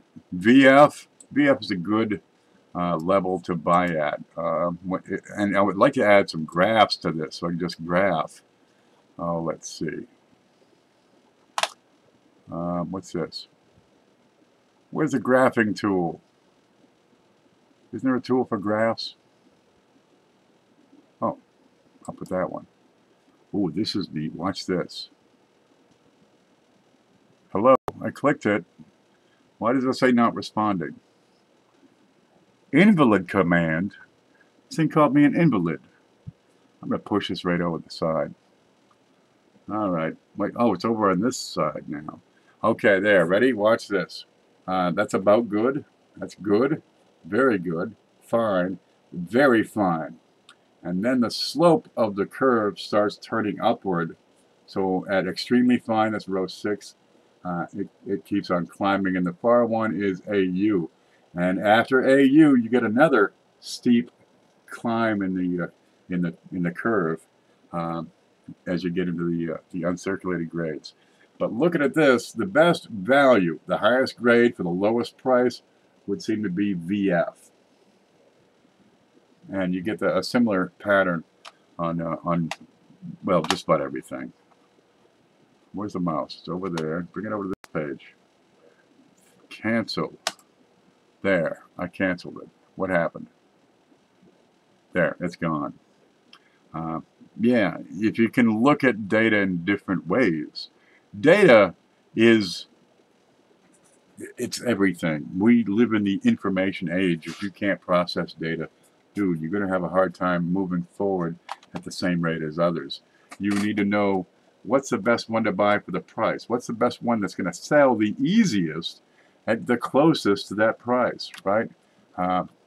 This one I can sell, geez, I got 100 people that'll buy this coin, right? It's 70 bucks. I got 50 people that'll buy this coin, and it's $5. I want to get a lot of those because I can move them. Okay, there's stuff going on. Here's the big show. People that have won the big show. What's this? There's memorials. Here's utility. Here's a note form, right? So you can make your own notes. Okay, I'm done with that sheet. I'll kill that. Delete sheet. There you go. Here's a wheat pop. Why aren't you responding?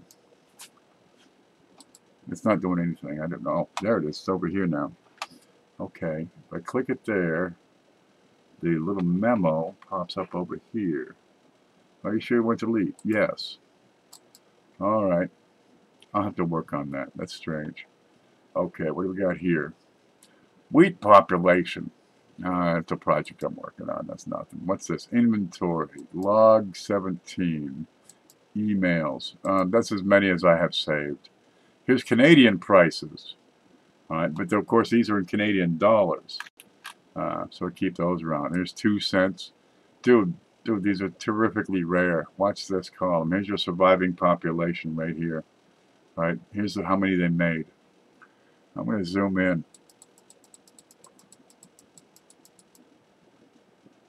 That doesn't do any good. All right. If I look at all the surviving population of all the 2 centers, all right, I'm going to get a number right here. It says 63,770. That's for all the 2 centers. And we could probably add another 1,000 for these. The 1873 proof and proof restrikes.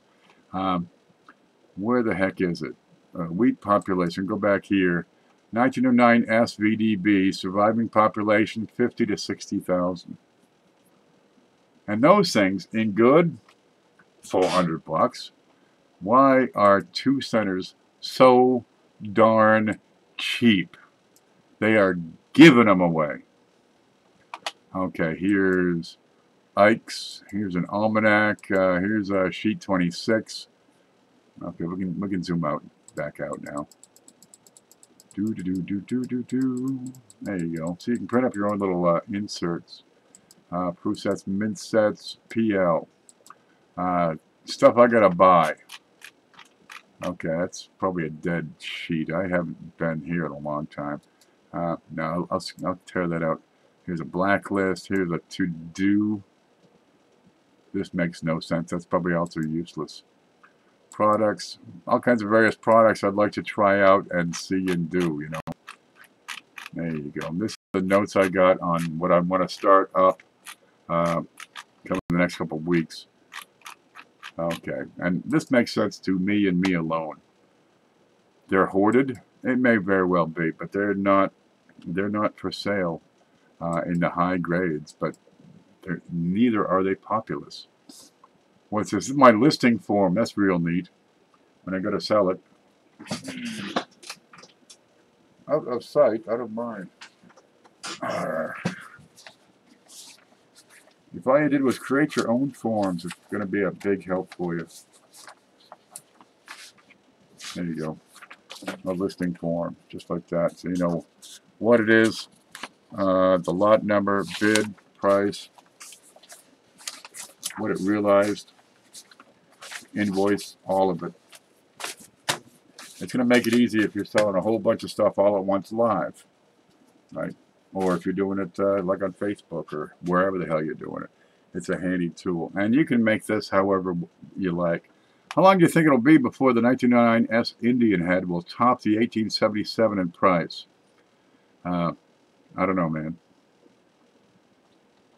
Old timer had rolls in the safe room. 1909 S Indian. I'd have to look that up and see what the population of the darn thing is. 1877 is hyped. Dude, they talk about the 1877. They talk about the 1909 S, right? But as I just showed you, you've got tens of thousands of those. Here in the two centers, you got, what do you got here? 2,420 surviving specimens in 1872. That's not many. I got 2,500, 100 more on 1869. 1869 should be $300 in good, easily. And you can get them for 10, 15 because they're not hyped. The 1877 is a highly popularized Indian scent, and that's what they buy, man. You promote it, and they show up. 1909 S Indian is lower than the 1877 in mintage. What is it in surviving population? Okay, you ready? Let's get over here. Okay, we're going to go to the screen. There's a screen, and I'm going to find I don't have what I need. Where's this? That's over there. So I'm going to go get that. Can we see that? No. I'm going to bring it there. Blow it up. And where do I need to go? Let's see. Let's go to PCGS. I'm going to load this page. Whoops. Stop. Go back.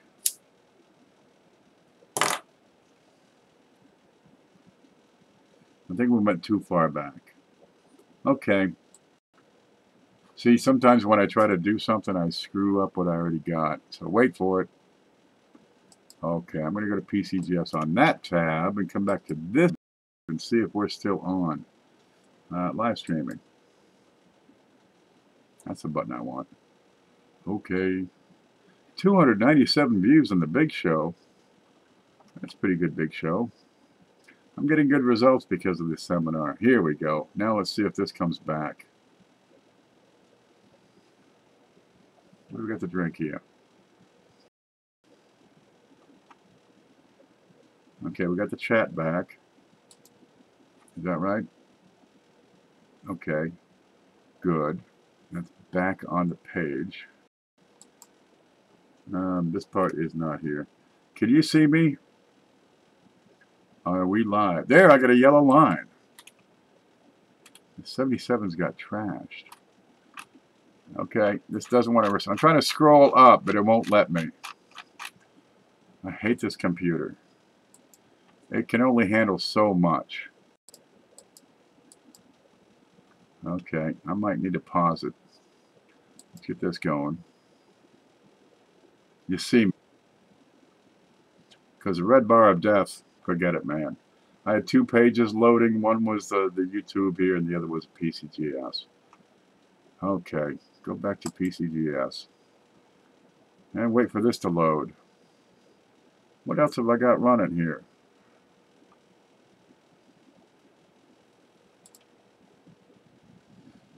Alright, let me pop that back in. I broke his new toy. I usually break it.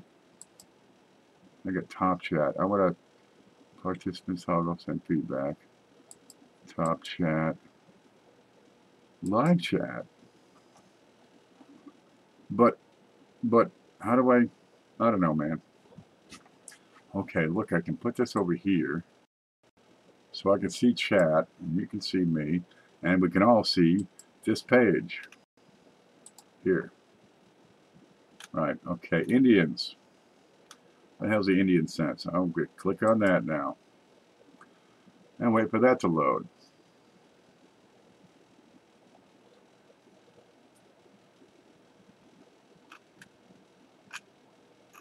$18.77. Ready? There it is. I'm going to open that first one. It'll be brown. And I want to click on this one. Hey, man, stop loading. You're slowing that up. And it doesn't respond. All right, wait for it.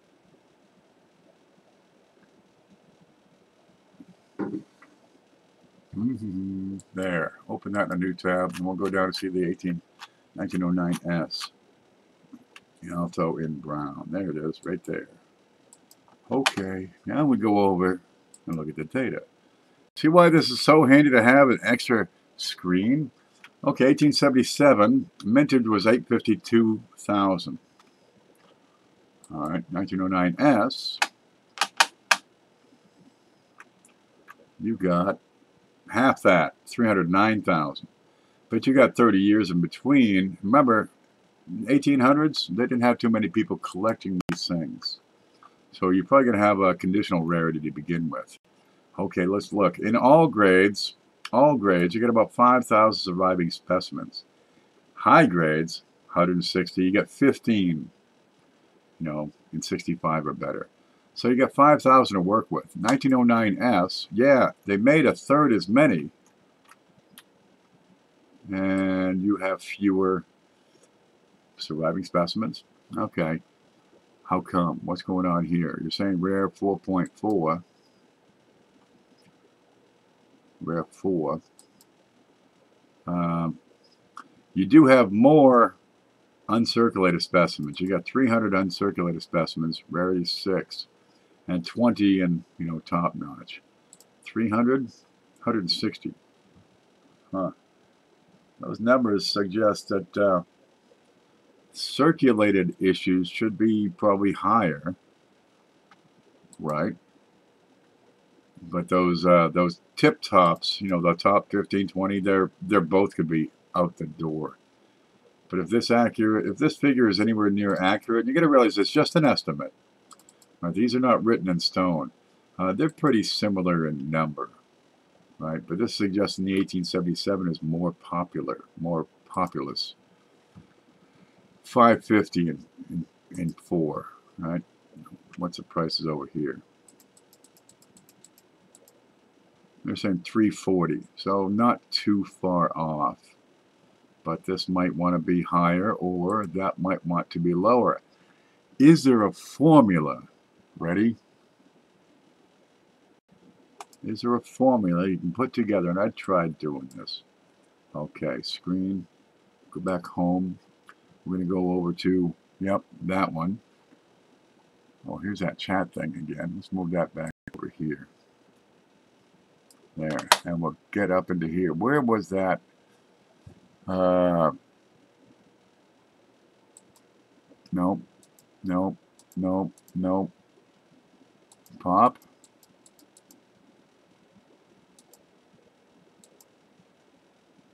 Let's see. Is it in there? Nope. In. Nope.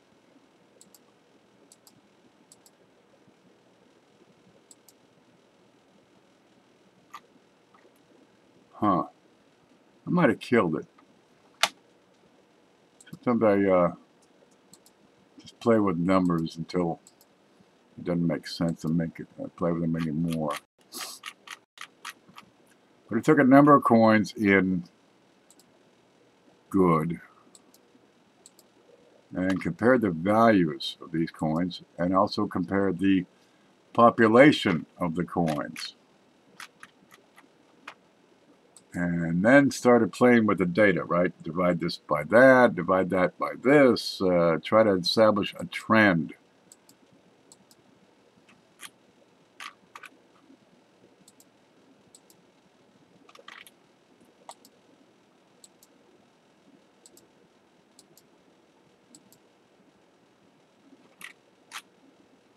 No, I might have killed that. Because I was having a hard time establishing a trend. There is no straight line correlation between rarity and price. Huh? Well, there kind of is.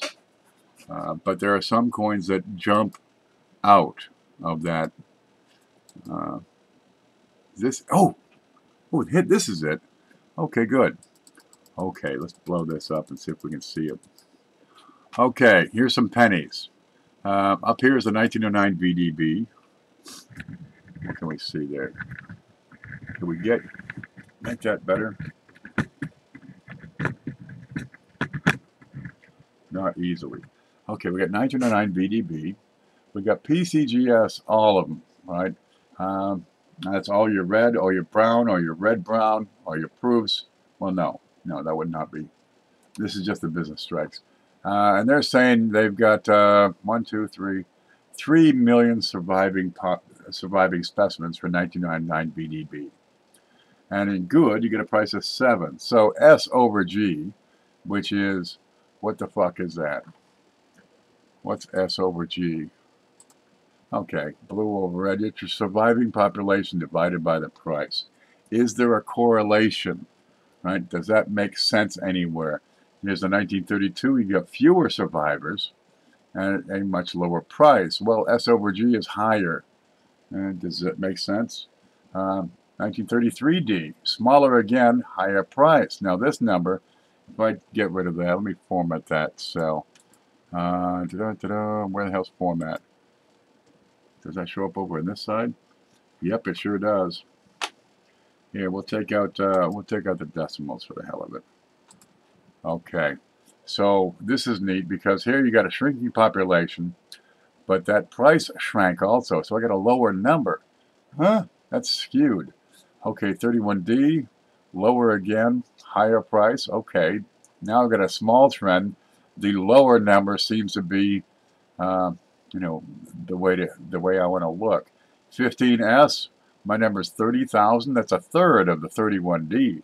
15S looks to be a much better bargain than the 31D, and I took this down to several others. Here's the, here's the 1909S cent is 186,000 survivors at 75 bucks, and my S over G is 2,480.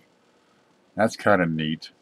And I can follow this down, but where was it? The 31S, see, it's kind of going down, and then it jumps.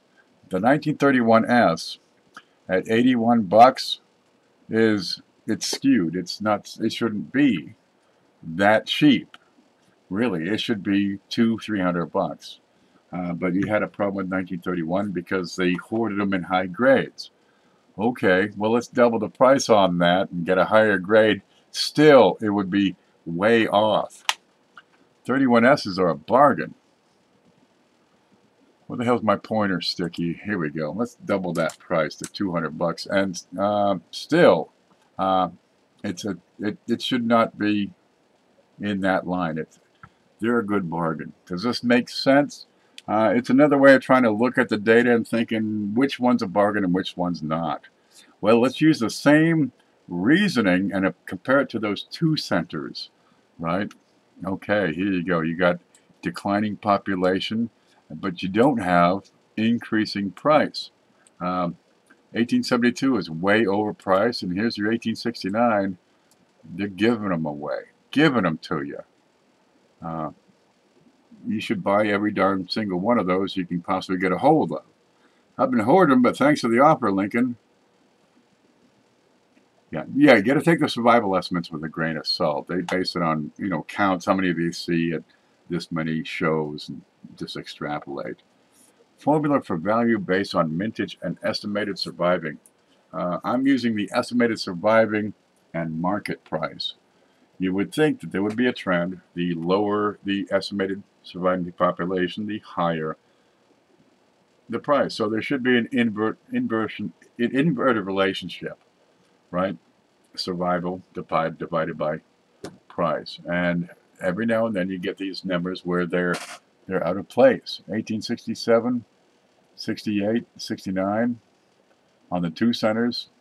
Looks to me like they're just handing those out like Halloween candy.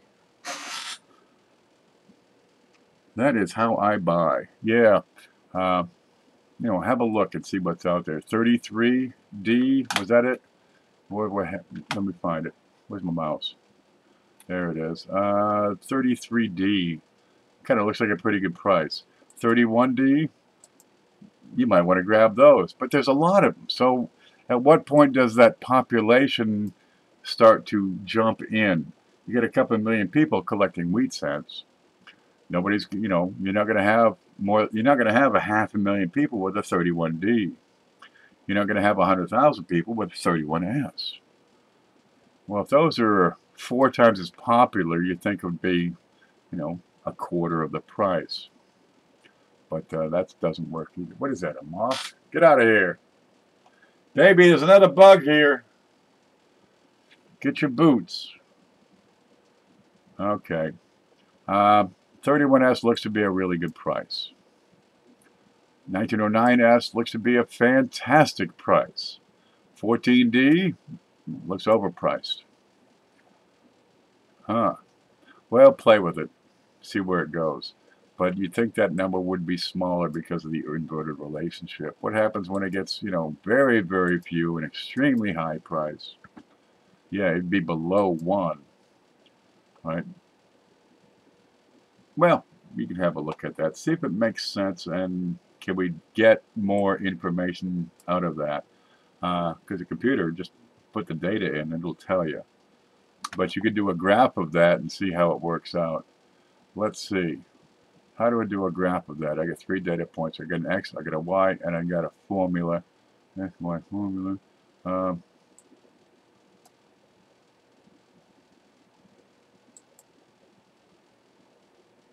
That ain't doing anything for me. I want to see an X and a Y axis. Column C, column D, column E. I'd have to set that up. How's this? Closer. Data range. Okay. Show me. Okay, there's that one. Yeah. Data range in rows, data range in columns. That didn't work. That's better. Okay, first row as label. First row starts at, nope, that didn't work. Okay, data series. Come on, let me select X and Y. Can't you do that? There, X value, Y value. That should be, I can't move it. Can't resize it. I can't do anything while this window's up. Okay, but I'm expecting that if I could have along here the X, rare, popular. So I have the surviving population increasing. So down here I'd have the really rare shit. And here I have price. So price goes up. It's really rare, should have a high price. it's really populous, it should have a low price. So I should have a curve like a hyperbola, right? And I get this shit happening, right?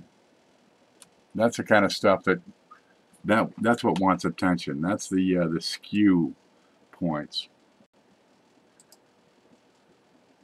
Okay, that went away. And what would that have been? That would have been, I don't know what that would have been. Well, anyway, it's those skewed data. What, it's not where it should be. It is way too rare or undervalued, or maybe it's too high a price. If it's too high a price, sell. Fair, it's all fair in love and war, because that's what it is, a war. Profit trumps ethics. No. Dude, you want to have fun? You go and have your fun. But if you're screwing somebody, I wouldn't call that fun. I'm in a position, dude, my bills are paid. I got food. I got ice cream. There's bacon. What the hell's the problem? I don't need to screw somebody over to maintain this simple lifestyle. Jeez, don't I hate it when somebody screws me over. I like it when somebody says, here's a freaking bunch of Play-Doh. I like that. This never happens. I don't even get stuff for Christmas. This is Christmas today. I like it when somebody sends this stuff out of the blue. Dude, this is awesome. So then what can we do now that we have these new tools? What more can we do? Well put. Now, you're going to have a whole lot more fun if you have fun. Okay, I'm going to find the live data here and try to put the chat back into it, because I don't know how this is supposed to work. Okay, there's live chat. How do I do that? Maybe I do it over here. Pop out. It's already popped out. Pop out. I got 3 chats going. Let's unpop that out. Let's try this. I'll probably lose it. Ooh, there's a button that says restore chat. Too bad it doesn't do anything. Huh. Chat might be canceled. Home? Oh, that's home. Can you hear me now? Hey, Lemonhead. I think we got it. Screen. There's a screen. I'm old school. I never had a computer. Well, get one. There's lots of... I don't know how a cell phone works, man. Really, I don't have any idea. I see these people, they do stuff. I couldn't do it. I had a problem with it. I got a phone. It was a cheap phone. I didn't know how to make a fucking phone call. Somebody called me, and I'm looking at it thinking, hello? It don't want to work. You got to press a button to answer the phone. Well, okay. How about you just talk to it? I gave my dad the Indian head, which is basically a found and restored coin to add to the other 1909s. He was amazed. That was so they would get added to his 1909 SVDB. Hey, they're good ones. Just collect a single year. Get every 1909 S coin they made. That's a neat thing. That gets hard on some of these. Okay, there's home. Okay, I can see home. I can see chat. I can see the screen. This is back to normal from what I'm used to. Good. We've made some progress. Yeah, boy, I like that extra screen, though. That's slick as hell. If I want admiration from a bunch of subpar, mediocre, wee little minded men, I'll start a third-party grading. No.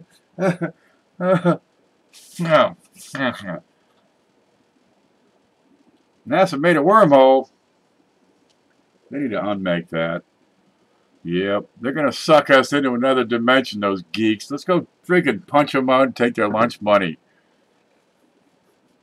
Holy cow, that's a shit ton of money at work. Don't bother with a third-party grading system. The whole idea was you can grade that coin right, by an uncompromising third party, right, unaffected, uninterested, and sell the coin sight unseen. Oh boy. Well, now I can take a picture of that coin in this kind of quality, right? I can take a picture this good. You want to see anything in particular? I can show it to you live. Zoom in on that thing. Sight unseen, the hell's the point? The need for sight unseen trading is gone. Where's that one we had? We had one here. Paula had sent one in.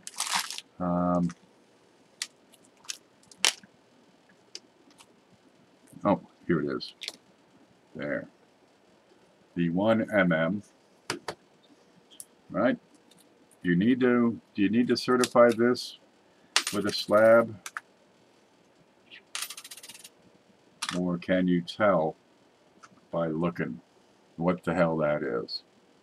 Not close enough? Get it in there. There you go. I can tell what it is. Attribution, there it is. That's a repunch mint mark. You got to tell the grade? Well, let's look at the grade. You need sight unseen trading? Because all I got to do is flick this a little bit and we can decide for yourself, what grade is that? What grade would you give that coin? A little die crack in the hair. You got a touch of wear above the ear, on the cheek, maybe a little bit on the lower cheek beside the bow tie, front of the vest. Here's a little nick. Put that 1981 back, BU on the date. There it is. And you're going to say, is that a double die? No, that's die wear. There it is. Dum, dum, dum. It's on the date. It's on the mint mark.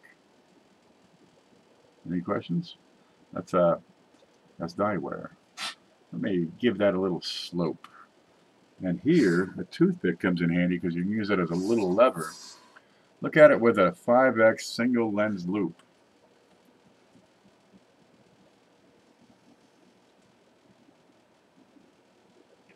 That looks pretty right to me. The other one is an AU. Okay, let's see what we got. That's what we got. Look at the thickness of the top of the 9, right? The widest part of the top of the 9. Look at it on the 8 over here. Look at the top of the 1, how thick those are. Now the 8's interesting because if you put some shadow on it, it kind of gets skinny, doesn't it? Because the side of that die has been worn. That's all that is, this die wear. If you'd like to buy that, it's for sale for $1. There it is over here in the D. So I've got a second D kind of under it. There's my direction to the center. And that's the direction of this particular doubling. This is die deterioration. Sold.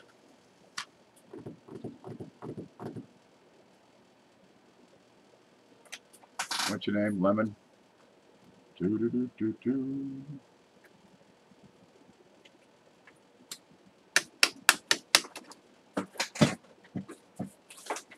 Where the hell did the stuff go? It was here, I swear.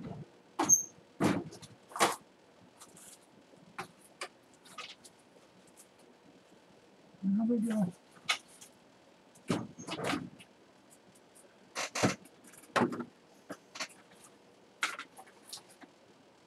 Oh, they're gone. Oop.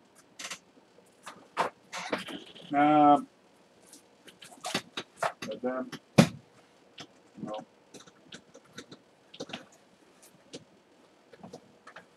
Get out of the way.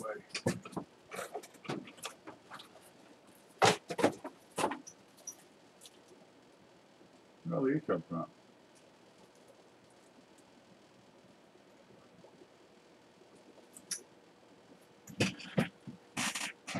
There's a whole bunch of proofs around here somewhere with your name on them.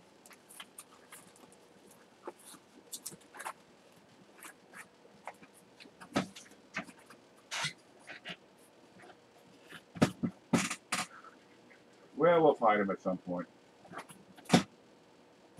Oh, those things say again.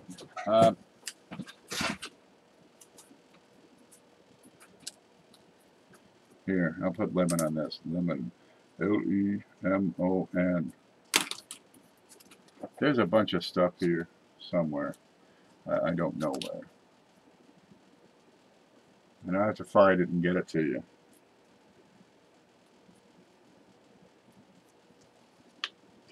Jesus, why don't you go in?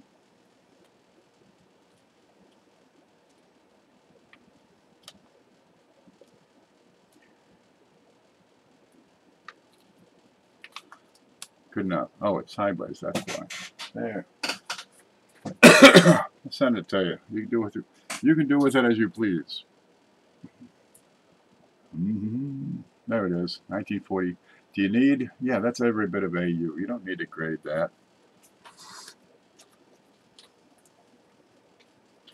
Sight unseen trading is dead.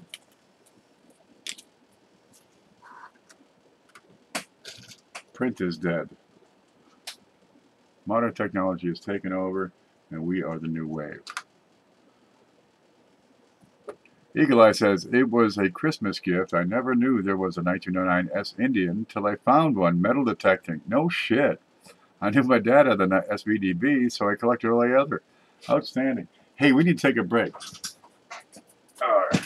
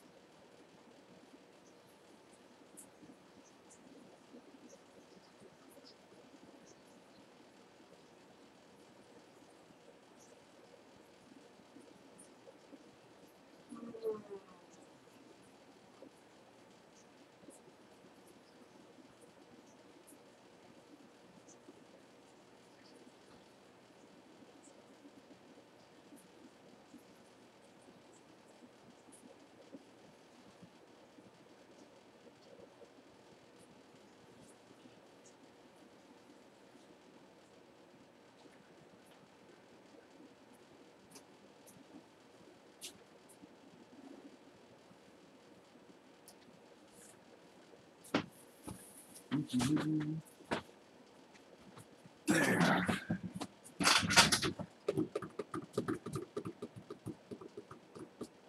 Well, I should have put them in a bag. I think I put them in a bag. I'm certain I put them in a bag, but why'd I put the bag? There's some proofs floating around here somewhere. Huh. Well, I better find them quick. Translibed pimp? What did I miss out? I go away for a second, I come back, you're talking about pimping. I like Sunday paper. I used to deliver a Sunday paper. I had the second biggest route in the state of Maine. Right? Okay. Here's what I learned when I was 16. Ken, you've done a great job building up your paper route. You have the largest route, no, the second largest paper route for this paper in the entire state. So here's what we're going to do. We're going to give you this $20, and we're going to take half of your route and give it to somebody else. But I built this route up so I can make, more than $20 fucking, asshole. Oh, but we want to see to it that your customers are happy. Did you have any complaints ever in the last 5 years? Not one. So why are you fucking taking my goddamn hard work away from me and give it to somebody who ain't earned it? I'm keeping my route, or you can shove it all up your ass. Anyway, They took half the root and gave it to some other kid. And he worked at it for about 3 weeks. And then he stopped showing up. He just quit. And they called me quickly. Ken, this other guy hasn't delivered the papers. Can you deliver them? I said, yeah. It's going to cost you $40 right now. Before I even pick them up, you need to get over here with 2 of those $20 bills. One's for me. The other one you're going to shove up your ass while I point at you and laugh. I got my root back. Gotta get that coin money. Keep your pimp hand strong. Yep. I was a bear on that route. Man, I made good money in the paper. Because it's a Sunday paper, right? 75 cents. I drop off the paper. I go back, the next day. And so it'll be 75 cents. They give me $1. Okay, good. Now I had to pay the asshole. I had to give him 48 cents. So I kept 27 or whatever the heck it was. All right, good. So they give me $1. I'm up half. This is working pretty good. Then Christmas time would come around, and I go to, I got freaking 60 places on this paper road, and every damn one of them give me $5 bill. Here you go, great job. Here you go, $5, $10. Good money. Christmas time comes around, dude. I'm rolling in it. This one guy, he was particular, right? He had a log of every date, right? And every time that I delivered the paper, what time of the day I delivered it. And for every time I got it to him before 7 o'clock, I got a 10-cent tip. So I got $5.10 out of him that year. Okay, he wants it. He wants his paper at 7 o'clock, or he ain't tipping. Whatever, man. But I cleaned up. What's up? Says Coin Dragon. Shelly, oh, the cone's here. We gave away your proof today. Did you see it? Where is it? Okay, guys, if you were to bid on this, what would you bid on this coin? This is a 1938 proof. We can see the rim. We can see the mirrored fields. That's a proof. Okay, we'll look at the back. You see the little finning over there. We'll look at the edges. Where's my glove? I'll hold it up gently. That is a square rim. That's every bit of proof that you ever saw. Any questions about that? Here in the back, the boom, that's not a struck through. Where is it? That's damage. That's a scratch. It is furrowed. Okay, the metal shoved up. We'll go ahead and look at that. That is not a struck through. That's damage. That ain't no struck through. Okay. Look around there. Damage, furrows, slashes, scrapes. Goes across the rim. Hits the finning. Now, how can you have a struck through go into the gap between the coin and the collar and leave a... No, that's not a boomerang struck through. You need to lighten up on the freaking smoke, okay? Being facetious. Oh, okay, there you go. Being facetious. Does it smell like cooking grease? Smells like a goddamn good burger, baby. He makes a good looking burger. I haven't tasted it, but I don't get reports of people dying in mass.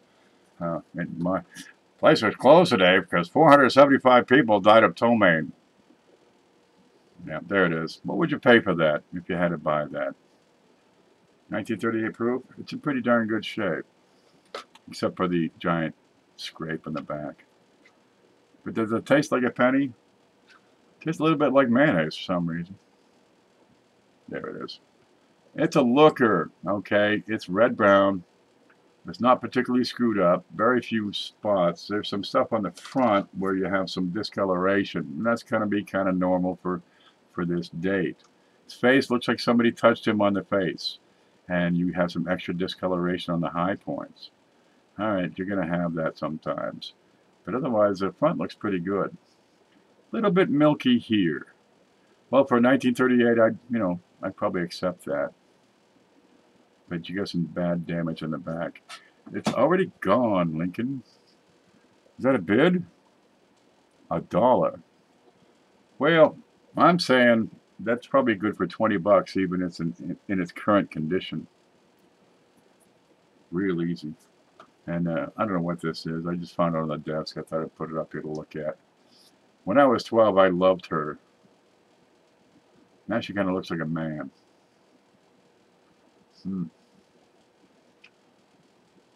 Well, I had better looking coins back then, I guess. What you got here? Just a wore out dime. Okay, nothing great there. Hey Ken, what did you think of the AU cent with grease error?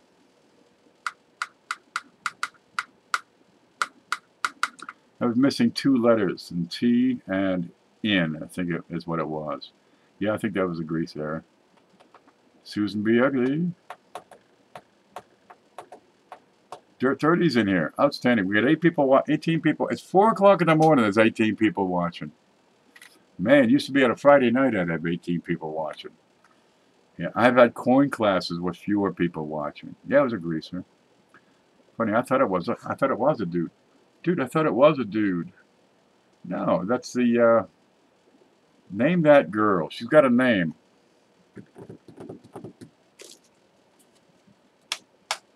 The hell was her name?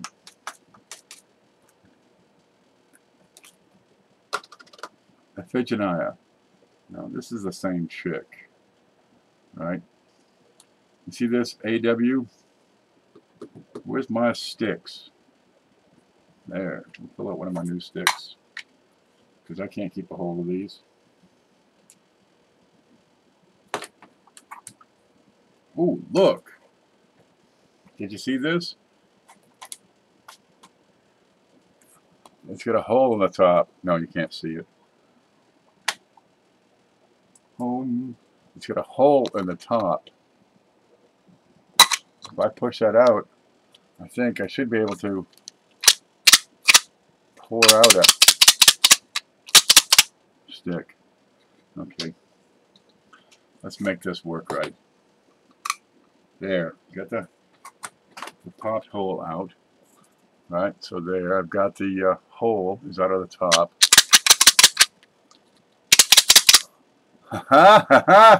Okay, look, oh boy, that's handy.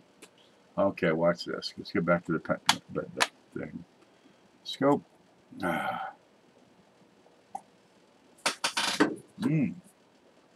Okay, AW, right?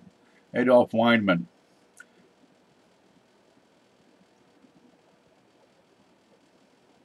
What the hell is it? It was here, I swear to Christ. I left it right here. Where's the,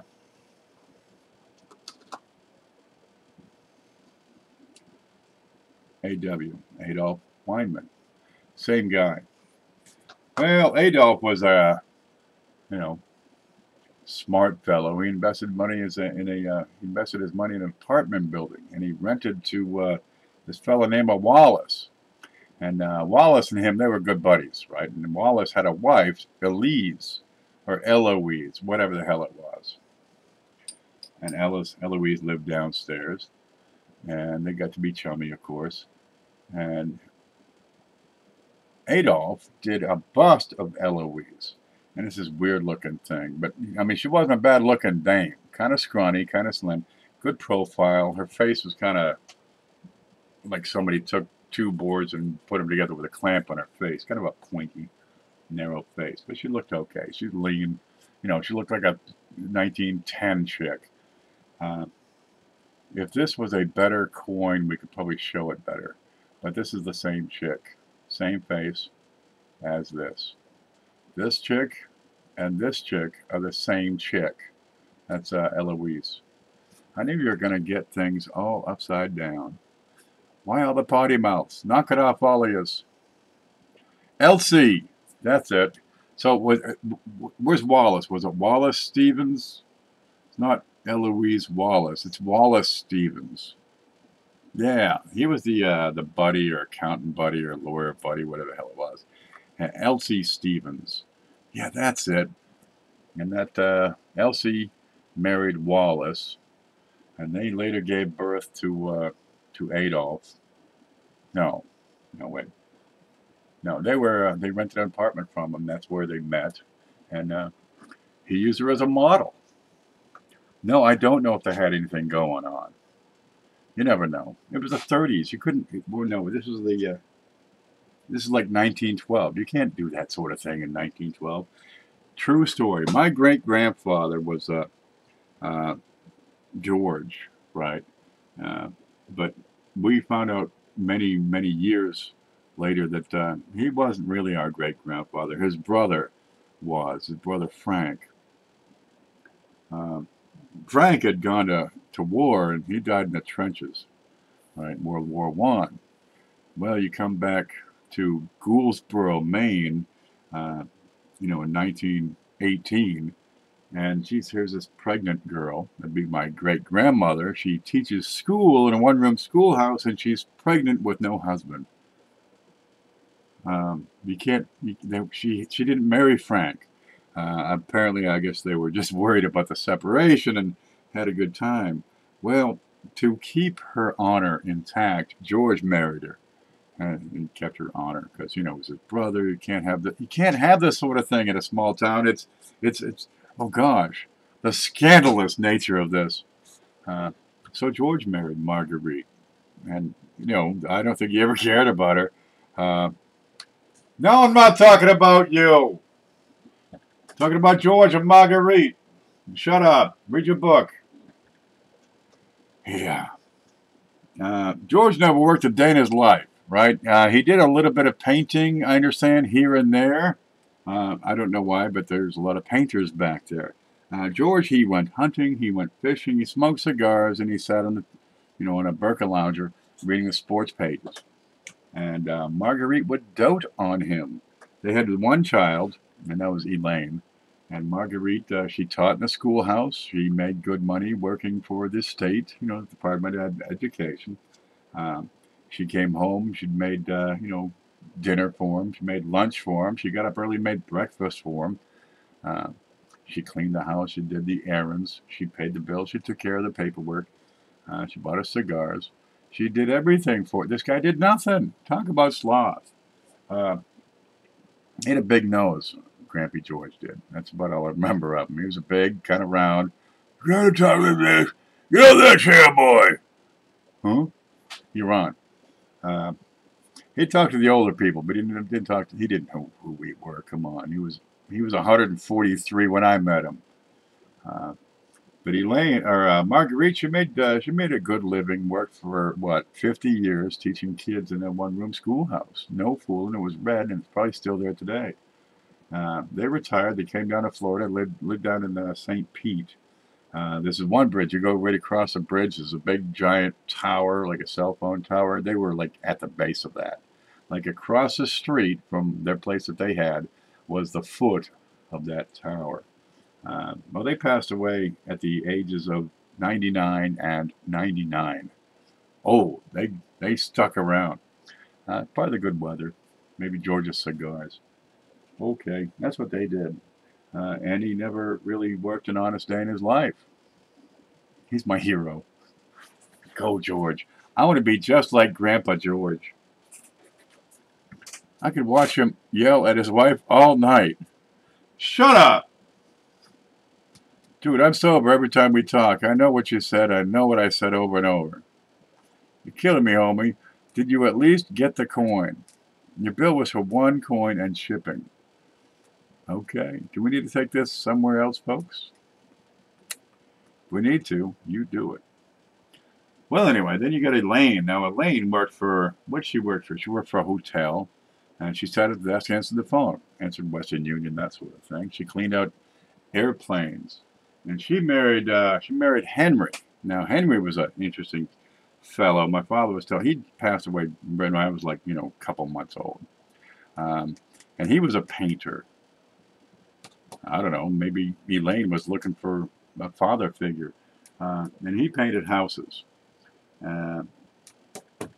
Painted everything, right? My father got a car. He comes back home one day, shows his new car. It's like a 1960 Galaxy or what, I don't know what it is.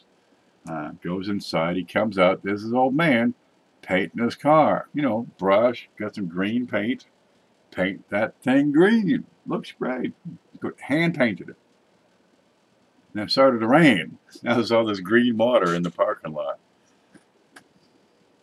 But I saved the buff, so you wouldn't have to pay 2 shipping. Your bill was for 1. Sick right. Yep. And Elaine did a lot of the work.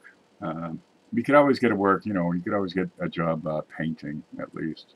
So Henry made pretty good money. But they were pretty broke because they had so many darn kids. You take it, CJ. Good night, and thank you very much for this this little treat here. That's unexpected. I'm quite impressed with that. The 7-port hub. We're not look. What are we looking at? The 7-port hub. Yep. Man, I thought Paula says check your mail, check your mail, check your mail. I checked my mail yesterday. Got stuff. Well, apparently this had somehow come in afterwards. Yeah, there's a second delivery vehicle that drops off packages. They must have stuffed it in my mailbox. Usually they drop it on the porch. Well, I haven't mowed the driveway ever, so it looks like there's nobody home. And, well, one day they just put it on a post. Right, there's a fence post. They just put it on top of the post. Okay, must be afraid of fleas or chiggers or people with guns. I don't know what. But, well, it was out there all right, but I'm looking for Paula's stuff. So I go out there and grab Paula's stuff, and I got the Play-Doh, and I got... Did you see this trick, Paula? Did you see this? Look, we figured out a new trick.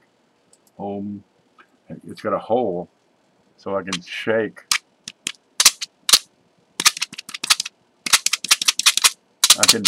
It will easily shake out a stick, as you can see, exactly as designed. There's one. One fell out. And isn't that wonderful? The stuff they think of. And then I got my 3rd package, and I didn't know this was coming. And she said so. So I thought Paula sent that. But she says, I didn't send that. Huh? Now what do I do? So thank you, Paula, for the Play-Doh and the sticks. Thank you, CJ, for the electronic device. I'm going to just have fun with that, I'm sure. What can I do you for, love? Travis, please. Please report to me.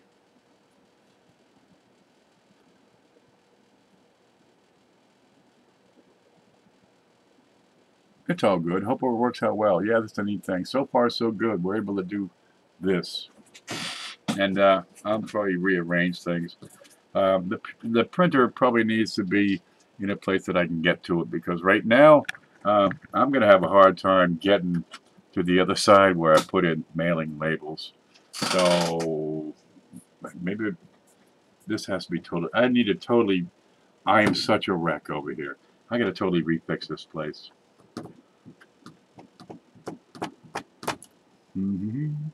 Okay. Does somebody need to go?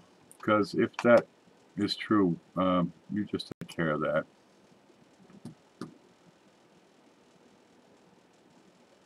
There you go.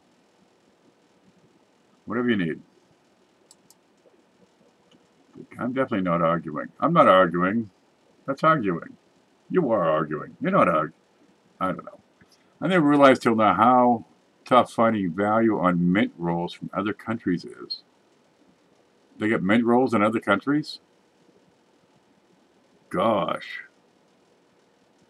The U.S. industry, the coin industry, is well developed. You got a $4 billion industry out there just for U.S. coins. Seriously, they're well collected. They're collected in all sorts of nations. They're far more collected than anything else in the world as far as the coins go. Foreign coins, a lot of times you have lower value because their currency is lower, because we're the superpower. If they don't like it, we'll just nuke them. But the standard of living is oftentimes lower, and there aren't that many collectors. So, geez, maybe they're not getting enough people trading the things that they're getting, you know, good figures for that sort of thing. But when you start getting into rolls, that's going to get pretty tough. I have a roll of pennies from year 2000, which is a Royal Canadian Mint roll. Oh, where did I see that? Okay, let's see. You ready? Let's if I get a link here for you. That's not it. Oh, find the mouse. I might just have a link here for you.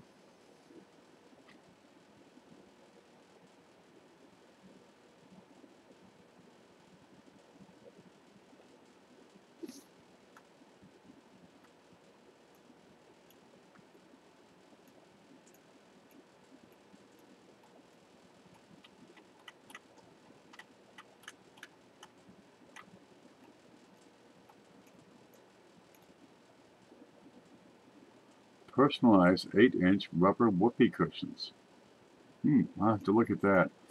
Okay, let's see.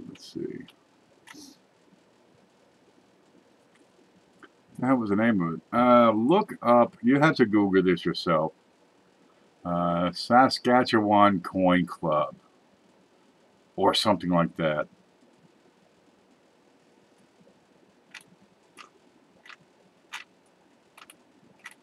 Maybe it's up on this end.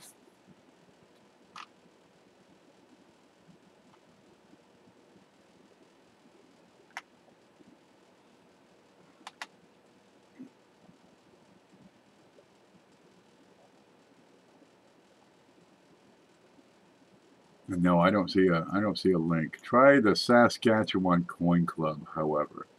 That might be what I'm thinking of. Now we're back to where it was. Okay, I don't have a link to that. Let me kill that off.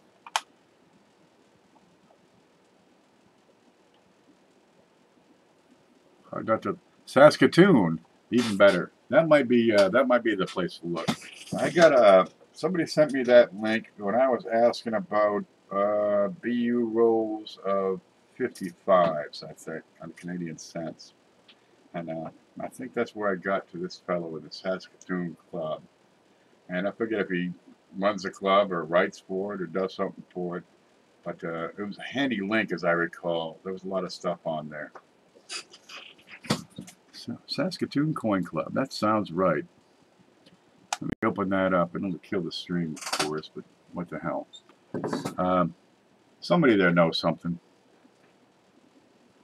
I did not agree to what you were saying, but he agrees.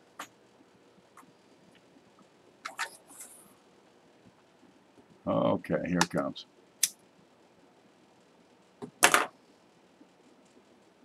That looks right. Seems to have a map of Saskatoon. What is that? I don't know what that is. Got an oil derrick on top. 58 years, 60 to 18. This looks right. Okay, history and articles. Try under articles. Okay, mintages. Home screen. There's a screen. What can we see? Alright. Let's see. Token of medallion produced by Saskatoon Coin Club. Canadian small cents. Jim McKenzie. Him. He's the guy who sent me the link. Mintages. Physical specs. Burst designs. Rarest. Coin grading. Coin grading. Mule. No. Podcasts. Online resources. Haxie's catalog. Different varieties. Calgary coins, Canadian coin price list. Geez, that sounds good.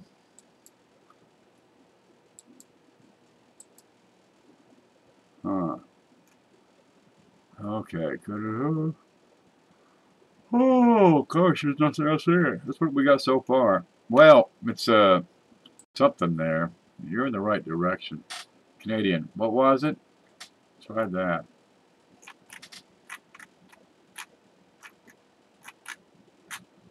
Maybe there's something there for you. What were you looking for? What were you looking for? Okay, that's cool. There you go. You have it's dropped. Just like that. Take a week. Think about it. Come on back.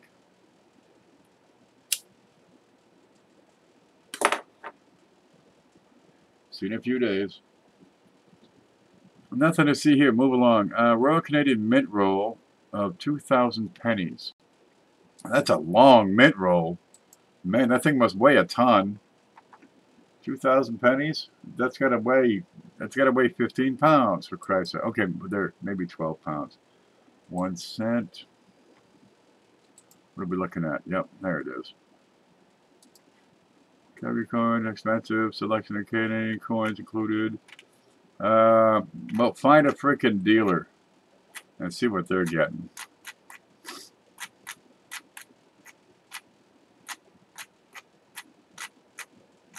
That might be the way to go.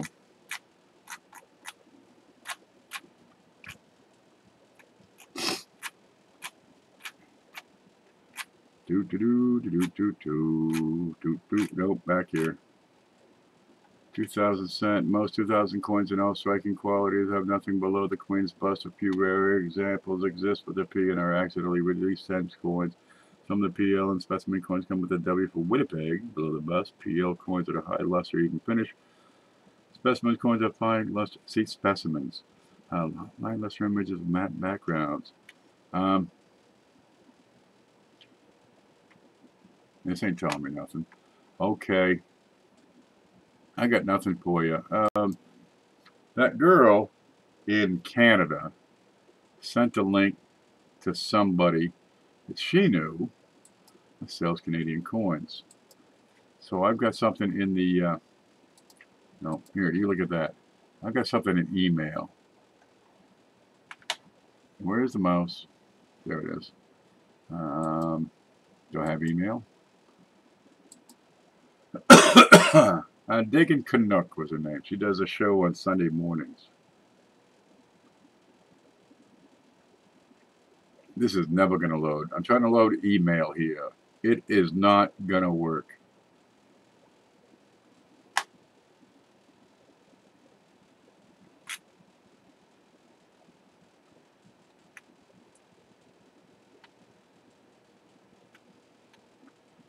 Let's see. Oh, my car insurance is due. Good. Let's find it.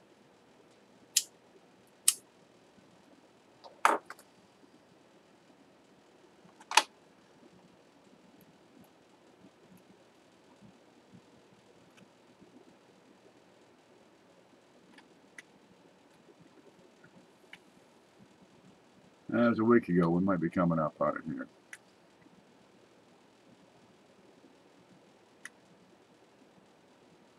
KH. Nope. What's that? That's 2 weeks ago? I don't think it's that far back. Right there. Right there. Yeah, I was looking for howlers. What are you doing? Stop. Here it comes. Colonial Acres. Copy. See what this does for you, cheapskate. Paste. See what that does for you. He sells Canadians. That's all I know. I haven't had a chance to look that up otherwise. I'll refresh. Hang on. And she told 2 friends and so on. Okay, it's my end. Never mind. Okay, there's that. So good. It's all good. Okay. New guy here. Heard about you from JB Coins. Thanks, VC Coins Becker. We're just shooting the shit. I got some new toys and we were playing with them. Kind of neat. Did you see this? We play with Play-Doh sometimes. Oop. There. Play-Doh. Seriously. This is a great way to learn about coins. Let's play with it. What color would you call that one? Fuchsia? Maybe it's Savs. Do not eat this. I think that's like a fuchsia. Boy, that's tough.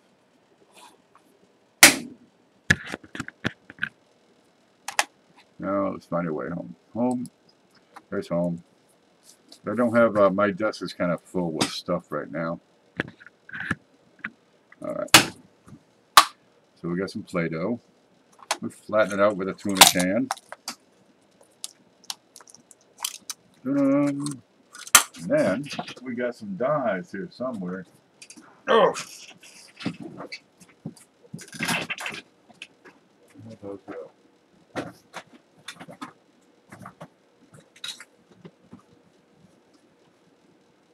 I can't get to them.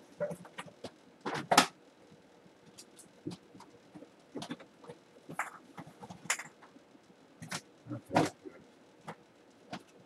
Oh, there we go. So we take a die and we make a coin. Just like that. Ta-da! So your die, you see, is depressed. It has cavities. So when the coin, if we can get in on that, will be raised. Just like that. Ta-da! Well, that's all it is right now. Yeah, we were playing with stuff. And we get into these and we use a Play-Doh to show different things. And it's a lot of fun. You can learn a lot with Play-Doh. Yeah. Well, on that side, a plastic shrink wrap style bankroll is $9. Does it have 2,000 pennies in it? I'm guessing a mint roll would be... Oh, I see what you're saying. I have no idea what the value is. I've got the one mint set from Canada, the 1988 we gave away today in the big show. There you go. And I could not honestly tell you what the value of this is. I suspect to be a couple of bucks. They don't draw a big premium. That might be good for $4 or $5. $1.50, 75, 85, 90, $1.91, $2 face. Maybe it's good for $4 or $5. $13 for the 88. Get the hell out. Well, Steve's gonna be happy. I think Ken has a glass coin block thing. Alright, this. Here's one. Ta-da! One of those.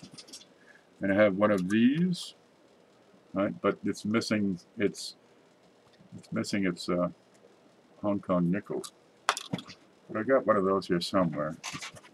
And it was right here a moment ago. Not long ago, it was right here. Here it is.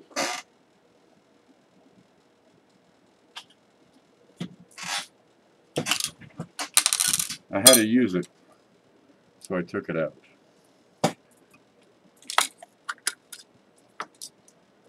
Just, oops, there it is. Drop it right back in. Ta-da! There, Hong Kong nickel. So Paula makes these. These are like Christmas ornaments. We got stuff in there. There's a coin up logo, a sand dollar, Hong Kong nickel, which we can't focus on because the camera is poisoned, and several things. Yeah, that's it. It's lucite. Tough as hell. I use it for all stuff. I put stuff on top of it. Sometimes I put it on top of things. Those are single coin blocks that you could put your coin into. Single coin blocks.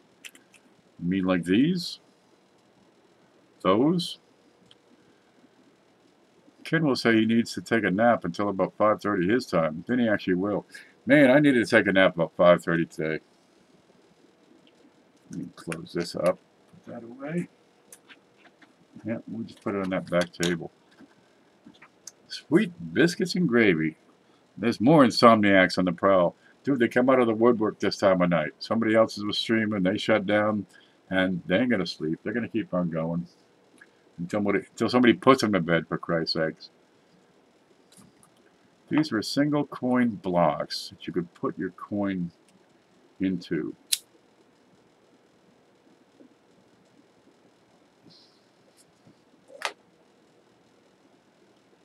An 1.5 inch square, 3/4 inches thick. You talking about the ship flipper? No, flip shipper, because that we don't even have a CAD drawing on that yet. 3/4 inch thick. Huh. The box. Dude, there's so much stuff that goes across this desk in a week. Hard to say. I want some more solid glass.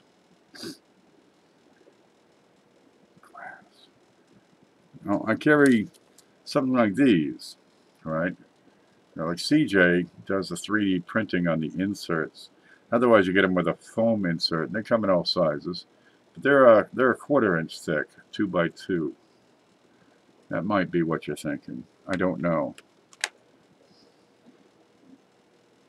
I'll migrate to Kent for the winter. Yeah, I thought about it. You know, instead of going with the jousting arena out back, we just put in like some tents, right? Get a big bonfire place, and then convert the garage over here into a classroom.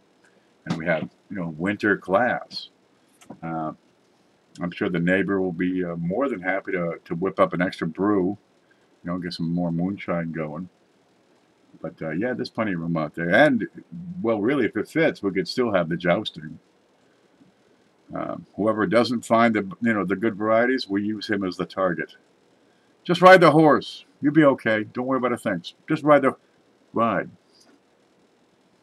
Is there a practical benefit to a bimetal coin, or is it just for looks? You're able to combine different metals, so it's tougher to counterfeit. Not like, you know, 2-cent euros or, you know, really a counterfeited thing.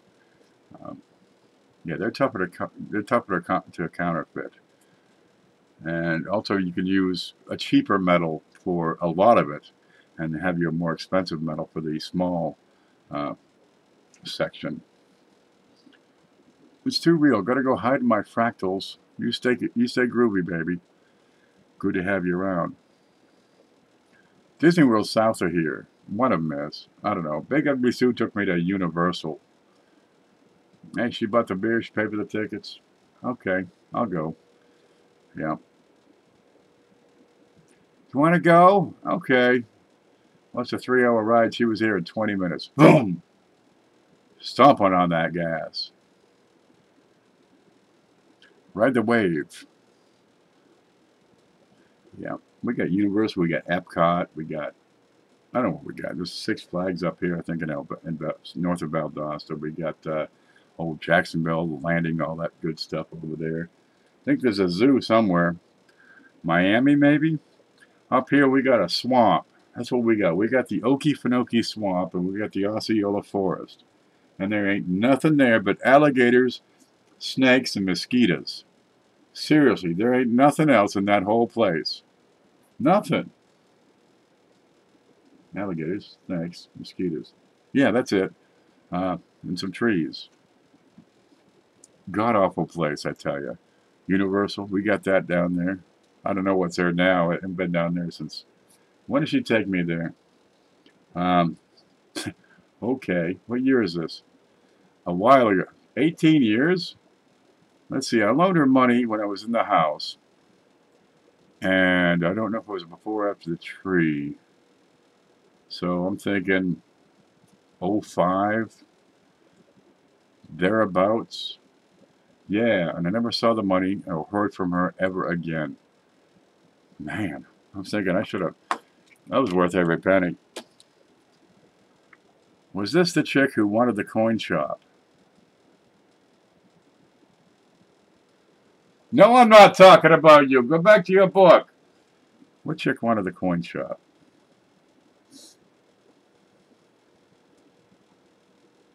No. No. Sue just wanted to set up housekeeping. She moved down from Maine, chasing me. I came down in 99. She came down in 99.3 months. Well, I'm moving to Tampa. I'm moving to Montana. Oh, Christ. She chased me for years. She was big and she was ugly. I don't know if she was more big or more ugly, but she was both a lot big and a lot ugly. And mean. She's ugly. She's big, ugly, and mean. That's all I remember. No, not like you. You're just ugly. What time is it where you are? Jesus. It's like 1850. Dude, there's nothing out there. It's woods everywhere. All around me is woods. I got a neighbor over here, but I haven't mowed back there in 7 years. So you don't see him. You must run slow. Sue shows up. I can get that second one real easy. Yeah, it's 4:15 here.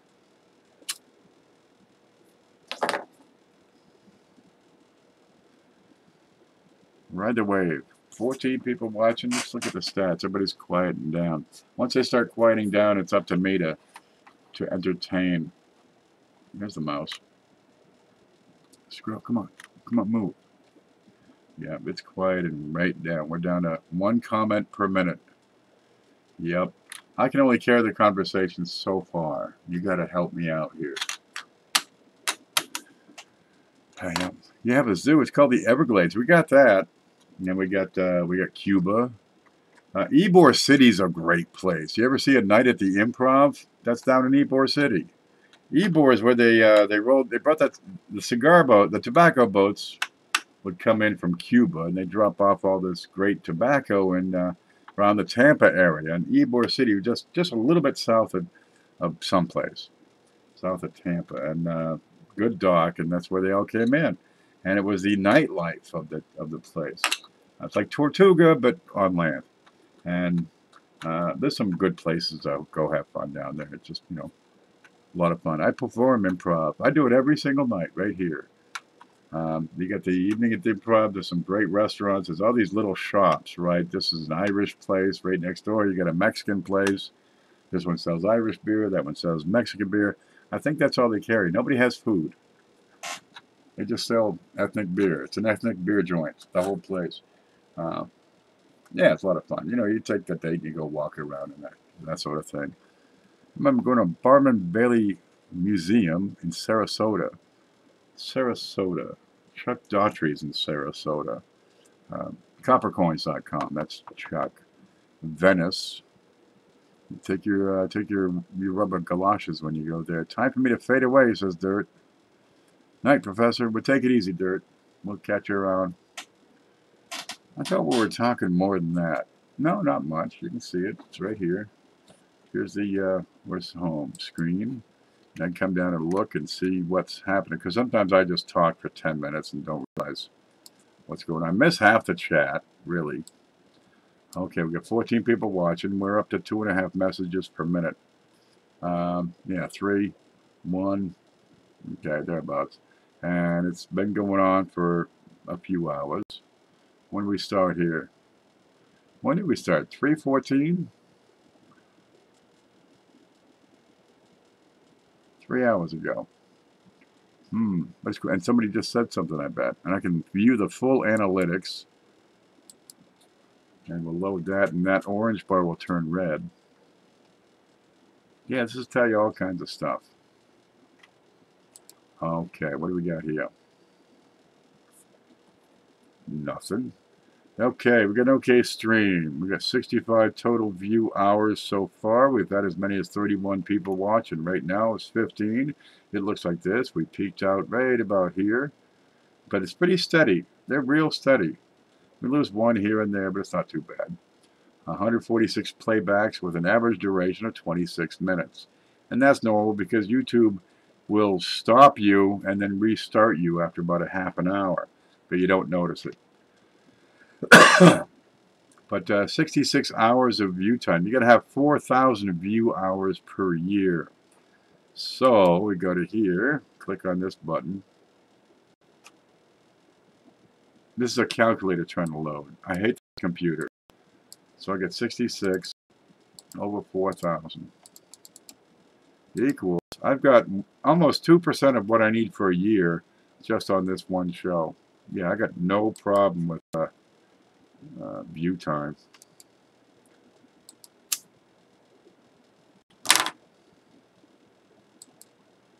I got no problem with subs. I just need more subs, more viewers, more view time. And one day I'll get there. I think I'm up to like $21 so far. I got 9 more days before I get paid. And I should get paid this month. Oh boy, here it is. Watch time in the last 28 days, 100,000. What's it for the last year? Last year. Nope, last 365 days. There. Because you're going to have 4,000 hours That's 240,000 view minutes. And for this last year, I've got 1.3 million. It's not a problem.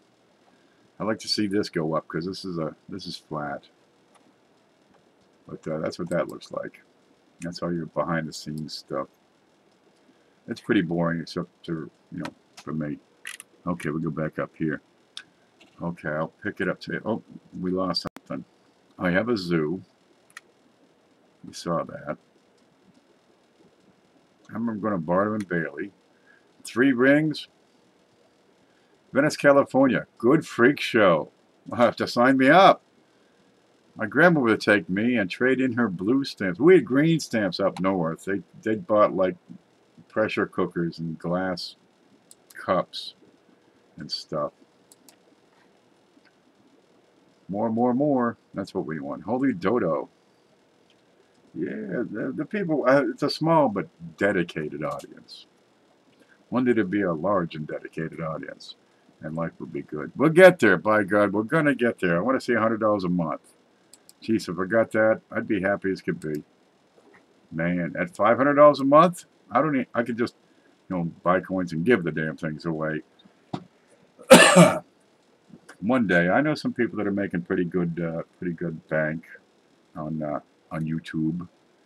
Kind of nice. They just make videos on, whatever. A coin guy I know does real good.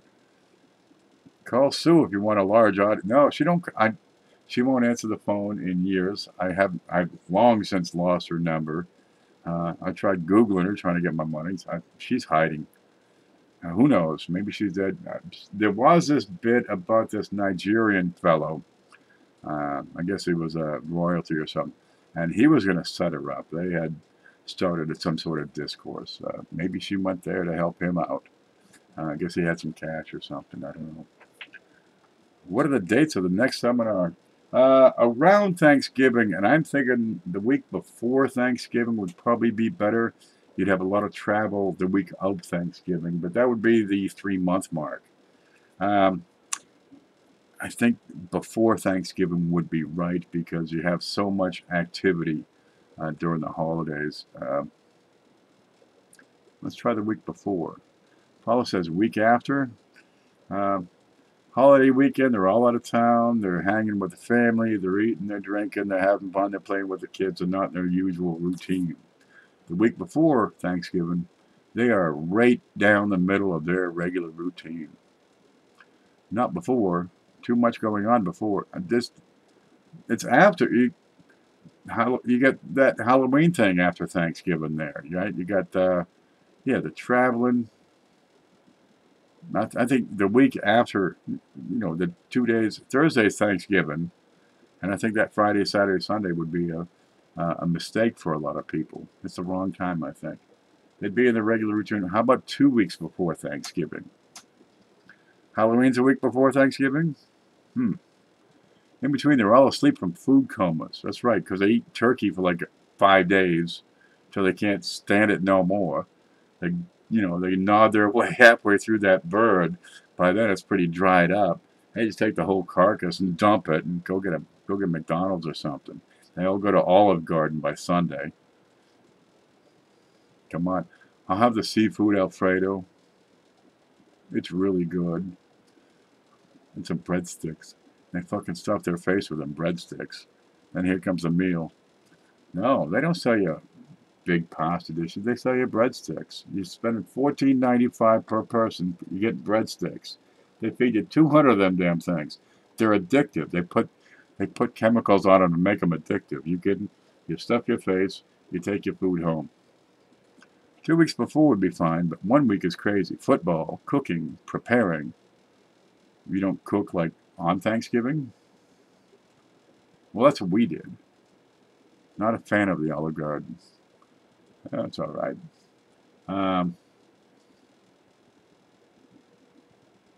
There was something that was pretty good they had. I think it was the seafood thingy. And Italian, it's Italian food chain. Same thing with Red Lobster biscuits.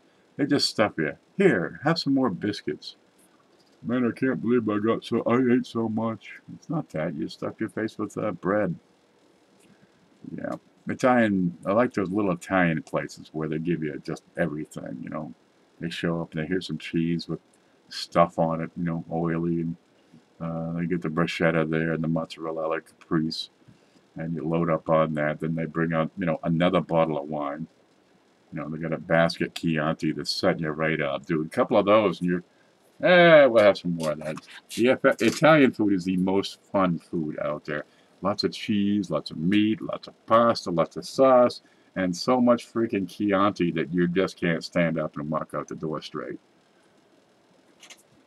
Black Friday, heck no. Plus, everyone's going to be broke. Okay, 2 weeks before Thanksgiving is the target then. Let's find the mouse. And I need to color my mouse because it's hard to see on two screens. Okay, this is September. We got October, then we got November. Thanksgiving will be the third one, which is the 18th. So you're looking at November 5, which is 2 months from the day after tomorrow. Okay. Yeah, Thanksgiving would 1, 2, 3. Yeah, Thanksgiving's got to be the 18th. Okay, let's look it up. Thanksgiving. Thanks. Thanks for giving. Thanksgiving 2018 is the 22nd. Oh, that changes things. Okay, if that's the 22nd, where's mouse? There you go. Anything's good with a Chianti. 22nd. Oh, that's September, October, November. So Thanksgiving's the 22nd. We want to target the 10th and 11th. I'd like that better. Make sense to you? Last Thursday, I thought it was the third Thursday of the month. Maybe that's the election day. The last Thursday. Okay, well, November 10 and 11 is our target. 11/11. Okay, now we got Armistice Day we got to contend with. Okay, that'll be a good show. 11 o'clock on the 11th day. Yeah, we have a World War I coin spec. That's perfect for Ricer. What day is the 11th? That's the Sunday? Well, that's one for Ricer. Click. I'll put it on the calendar. September, October, November. Oh. November. Where'd November go? That's December. That's November. The 11th is a Sunday. That's okay. We can still make it work. Yeah, World War I Armistice Day, 11/11, 11 o'clock, 11 minutes. We're looking at Friday, Saturday, Sunday. Yeah, and Sunday, the way it worked out this time, a lot of people are sleeping in. I think Sunday morning before noon is going to be tough. We didn't see a lot of views at that for that particular time. Ah, that number. Yep. So I can put it on the event calendar on my group. Sounds right. I think we could probably go with this. I mean, we did it on a 1 month notice. Now we got October. Yeah, we got 2 months notice and a week. So I don't see a problem with that. And we can also run it later into the evening. As we've shown from some of these live streams, there's plenty of people up at 4 o'clock in the morning on the East Coast. And on the West Coast, it's still midnight. The last show we had on Saturday was Robert, and he came on at 9, and 10 o'clock he was done. So, yeah, run it right up to midnight at least. Because midnight East Coast, the coin people are up on a Saturday night and a Friday night. And run it to at least midnight. And try to get some late night show, at least one, late show. And I got Lemon in mind for that. More coin people at night that I have seen. Well, there's plenty of them. They're out there. Dude, they're crazy for it. It's a good time. We should schedule it for Central. I don't know what Central time is. I have to call Mantic, and he says, and I say, what time is it there? He says 4 o'clock. And I look at the calendar thinking, huh? Yeah. I'm not classified as human. I'm a meat popsicle. Okay, man. It's an hour before you. So it's 5:30 there now? Because that's what it is Atlantic time. Now, what do we do for a giveaway? I'm thinking I want to get Numismatic News subscription. Some neat coin would be good. Do we go with gold again? Bigger gold? How about platinum? How about one of them buffalo golds? 3:30 here. 3:30 there? Where? In Atlantic time? Central lines are up. Central lines up with Chicago. Okay, Chicago time. Why Central time? Nobody important lives in the Central time zone. We could use a universal time. Maybe that, Greenwich. 3:30 a.m. I'm in Central. Do I have to have 4 different zones and put it? Because like Hawaii, they're like 12 hours. They're like tomorrow. It's not even today yet in Hawaii. They are so far out there. And Alaska has like 17 time zones. 3 of them are Russian. I'd go for a rare coin instead of gold or platinum. Maybe a trade dollar or $1,800 or half dollar. I can see that. I can see that being real handy. Yeah. And we start raising the funds and start hunting down slab or not slab. Old and rare, you might want to go for a slab. It's only 2 ahead of Pacific Central Time and 1 behind Eastern. Which one? Mountain?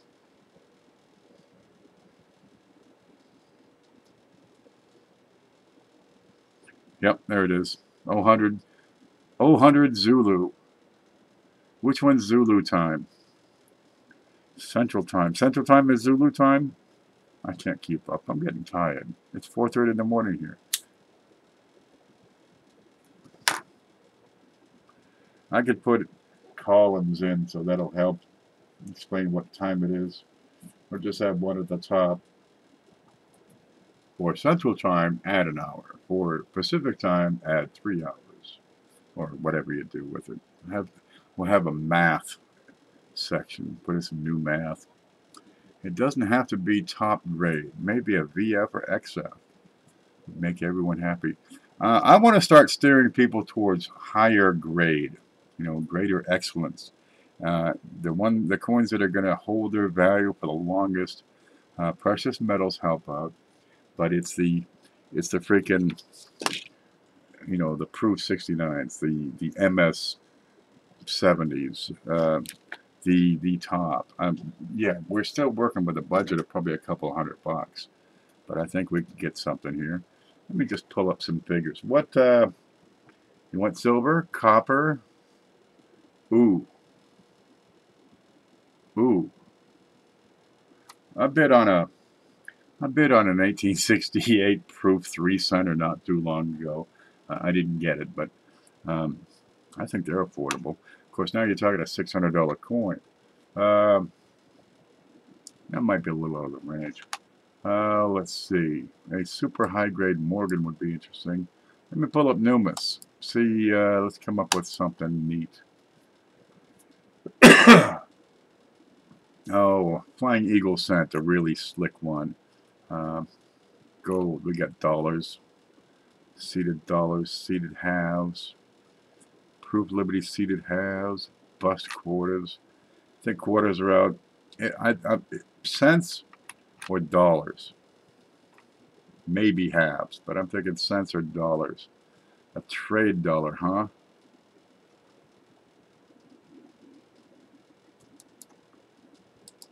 Ooh. Oh, here's it. I'm thinking again. What's it doing? Stop what you're doing. Stop. Let me have access to my own computer here. Don't let me do anything. It is not responding. I press the button and it won't respond. Please stop doing what you're doing so I can play. There. Let's see what this does. This one's affordable. Okay, and I click it and nothing happens. Not only is nothing happening, but it's not doing what it was before. Alright, wait for it. I'll keep on clicking it till it does anything. Do anything, and I don't care what it is. Maybe something will happen. Okay, computer's down.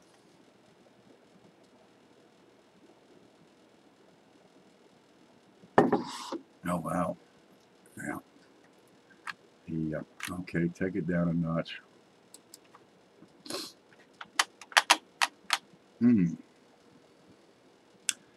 Okay, I'd want to have decent grade. I like to see VF better. It's in the range. Okay, it's in the range. An 1875S 20 center in XF, thereabouts. You're talking a $200 bill. That's in the range. That's got some rarity and uniqueness to it. And an XF, that's a pretty darn decent grade. What you got here in trade dollars? Boy, those are pricey. Okay, let's go to this level here. Oh, and you can look and see what I'm doing. Screen. I'm looking at Numis Media here. Okay, trade dollars, a couple of $100. We could probably get a decent trade dollar. You know, you're looking at 180, 250, 250-ish. They'd be more common dates. But trade dollars are, well, not that common anyway. Yeah, we could do a couple of $100 and meet that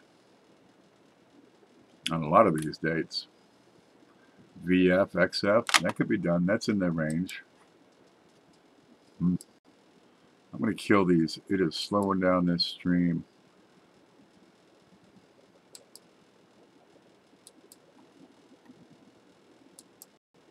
Numis is good, but they do have some ads, and sometimes it doesn't want to respond because it's got to load some picture or some shit that I don't want to see anyway. Okay, well, if you pay the money, you don't get the ads. I'm thinking we should stick with the gold. The draws in collectors and non-collectors. Yep, you do have the point there. The gold, well, that just happened to fall in our laps here. We got new people. The whole idea is to draw new people in, right? Is numismatic news appropriate for somebody brand new? Well, who won it this time? I got to think. I don't know right now. Who won the gold?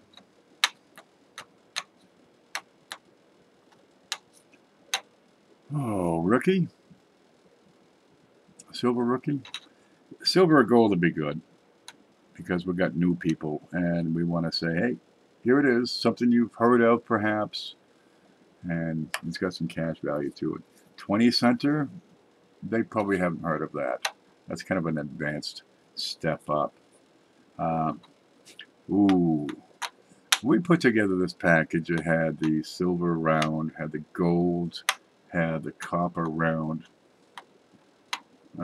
Reproducing that kinda might be appropriate. A Konica membership, I think, would not be better for a new collector. It takes a while to reach a stage where they're looking for die varieties. We want a mass market appeal because we want to bring in, instead of a few hundred people, we want to bring in 5,000 people this time around. Getting the word out is all well and good, but we need more people to do more sharing of the information, of the idea, get the word out. I want to get a hold of YouTube, talk to them. I'm going to get to Konica, talk to them. Maybe I can talk to Numis. And get a hold of Ken Potter, see if he can help me get into the numismatic news guys and get them the word out.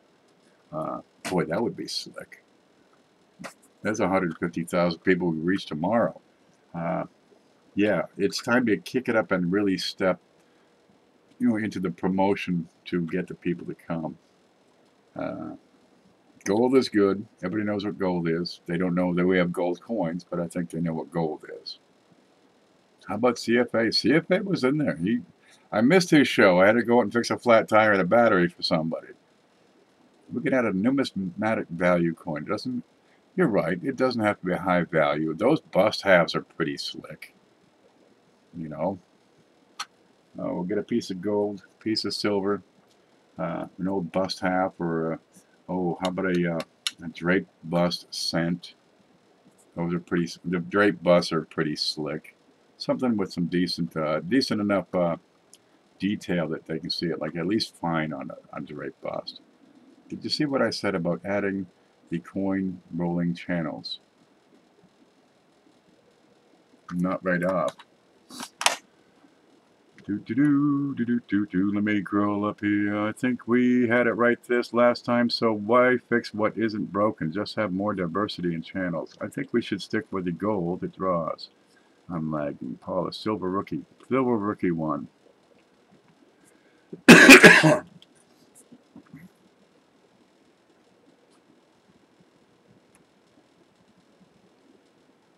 True, now Conicus magazine has articles specifically targeted new and young collectors. You can add a numismatic value. Did you see what I said? I don't know if I saw what you said about adding the coin rolling channels. Who would you add? $50? Justin? JB? Coin off? High grade Morgans and Peace dollars. Ooh, Quinn. High grade Morgans and Peace dollars are inexpensive in the later years. Yeah, a lot of times you get a real decent looking one. Cointelligence. Didn't he do one? Let me think. He did a show. Yeah, I'd have to check it. I gotta blow my nose here. Excuse me.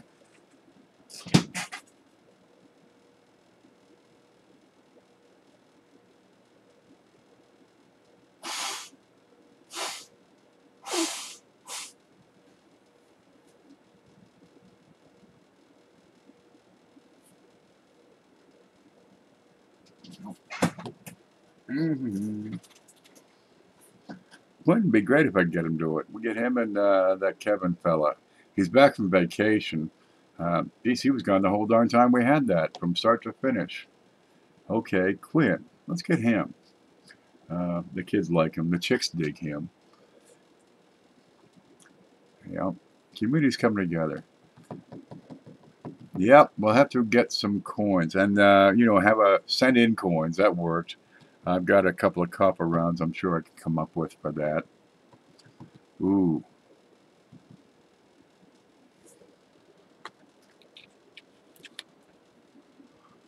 Ooh. I don't really like my sister. What about something like that? We can make this work. Coming up with a package is not so bad. I'd like to see a second place package. Yeah. And that wouldn't have to be very big.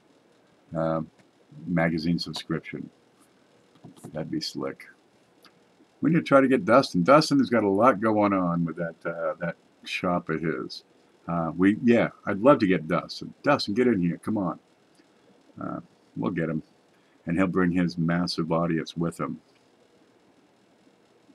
We could probably get Dustin to do a brick and mortar shop show. I think he takes weekends off. I'm pretty sure he's closed Sunday. If he's working 6 days a week, which I suspect, he's probably working 10 to 5 to 10 to 8, somewhere around there. When I had diner, when I was working from shortly after I got up to just before I went to bed, and there was always something to chase. Got to do paperwork. You got to go out in the garage and get bug spray or some tool that you're going to throw in the truck and take that down.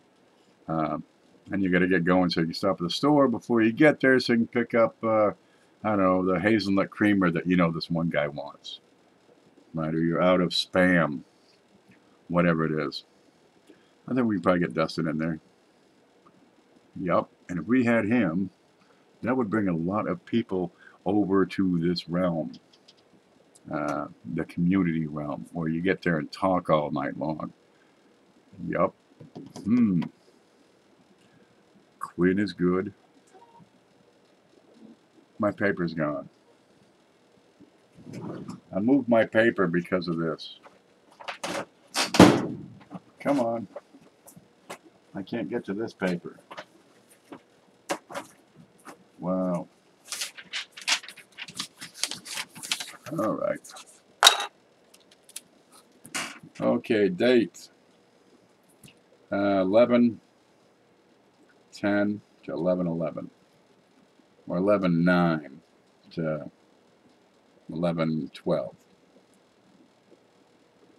Okay. We want to see. I want to get Dustin. I want to get. What's the kid's name? Quinn. Quinn roller hunting. Yeah, cause he's got those counters, and that's kind of a neat thing people use. Quinn, coin roll hunting, head to head. Have him do a head to head with somebody. Okay, get Dustin on the coin shop. Behind the scenes.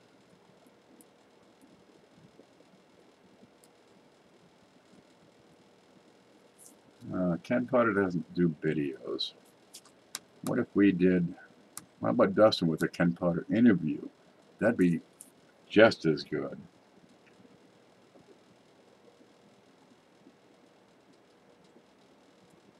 Okay. And we want to see, let's see, gold, silver, old. Yeah, that'd be neat.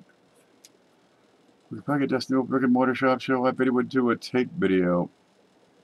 Well, the whole idea is to have it live, right? So we can interact. So you can do a Q&A because everybody's got their specialization. And geez, if you're specializing, you probably have specialized knowledge, which is perfect for Q&A. And the whole point is to boost the community, which hinges around the Q&A, which hinges around the communication, to the chat, to the interaction. Kiddos.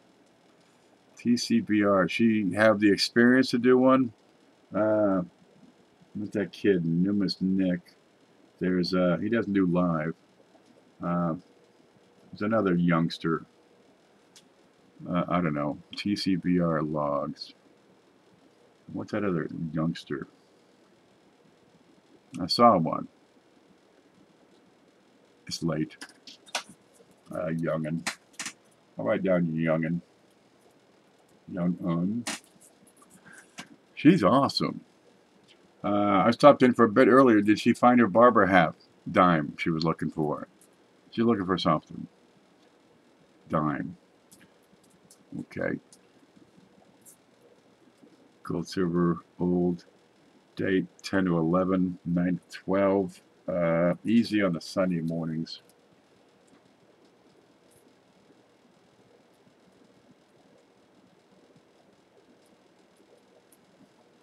Ease up on Sunday mornings and use a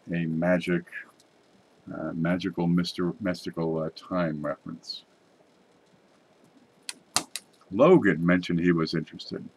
Well, get him in. He can do a show. You don't have to know much, really. There's people that don't know anything coming in. And it's all about showing what you do and how you do what you do. Want me to talk to Charles Morgan to see if he would be available. I don't recall Charles Morgan right now. Can you tell me who he is? And yes, see if he's available. I'd love to do an interview with somebody. Wow, can anybody get a hold of Q David Bowers? I'd like to see Ken Potter would be awesome for an interview, and get Dustin doing an interview with him. Yeah, I talked to Jessica. She was interested. Also, Amber was interested, but she had to get a babysitter. I said, just, do it with the kid. Put the young one on there. The Penny Parrot. Coin Week. Magazine or, dude, it's 4:49 in the morning. Yeah, get a hold of them, talk to them. Show them the shows we put together and what came out of it. Send them a link to the blog. That'd be good. Yep, we've got to get more kids and coins in there. YouTube channel Coin Week. I'm not familiar with it. Round fellow, white hair, older. Maybe I have seen it. Mantic did a show. He talked about 71 $71.50. Yeah, he'll be in again for sure. Yep. I want to get it clear that you know, you're going to be on, fill your time slot. Come in with a plan, with a script. If you run out of time, just do something else later on, or finish up Monday with more show. But we want to fill that time slot with good information, and people are going to get, you know, hit. They're going to get a lot of views. Poor Bill, he troopered on, but he wasn't quite expecting the traffic, and that threw him off. Poor fella. He sure did me well though. Now we talked about that trading, is what Bill talked about. Is there a way? Is anybody interested in developing that idea and setting up a trading venue where people come in and trade coins, or serving as the arbiter, if you will? You send in your coins to be traded. He sends in his coins to be traded, and this one, when they come in, sends them out. Or you send in coins, he sends in coins, the next person sends coins, and then you can say, okay, you send in 3, you can pick 3. It'd be a good show, I'm sure. Do you charge for the fee? Do you charge it for the service? That's up to you. Is there a way to make that happen better, easier? I think that can be developed. Yeah, talk to Charles Morgan, by all means. Hi, this is Linda, Frank. Wanted me to tell you were okay, but on the way... Huh? Hi, this is Linda. Frank wanted me to tell you we're okay, but we're on the way to the ER. Did we see that?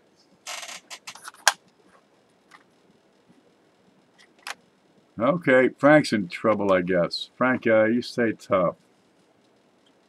Here's the screen, right up here. Hi, this is Linda.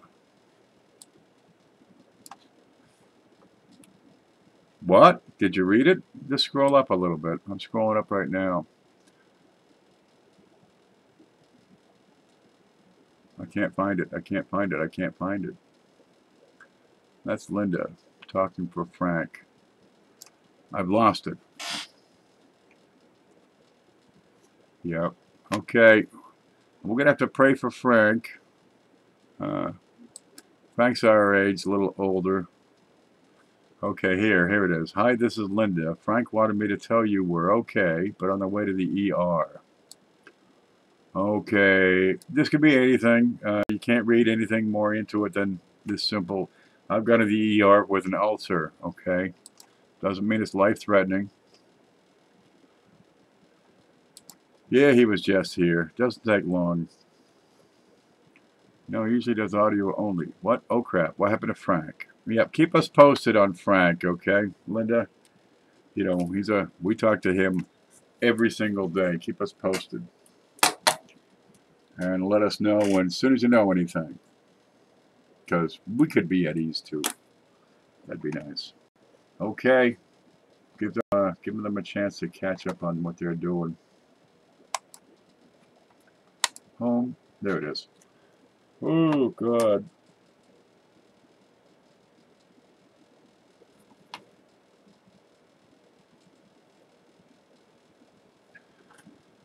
Oh, we got your message anyway. All right, I'm falling out. Anybody want to add anything?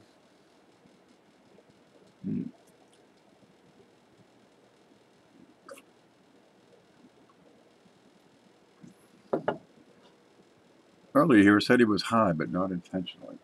Yeah, okay.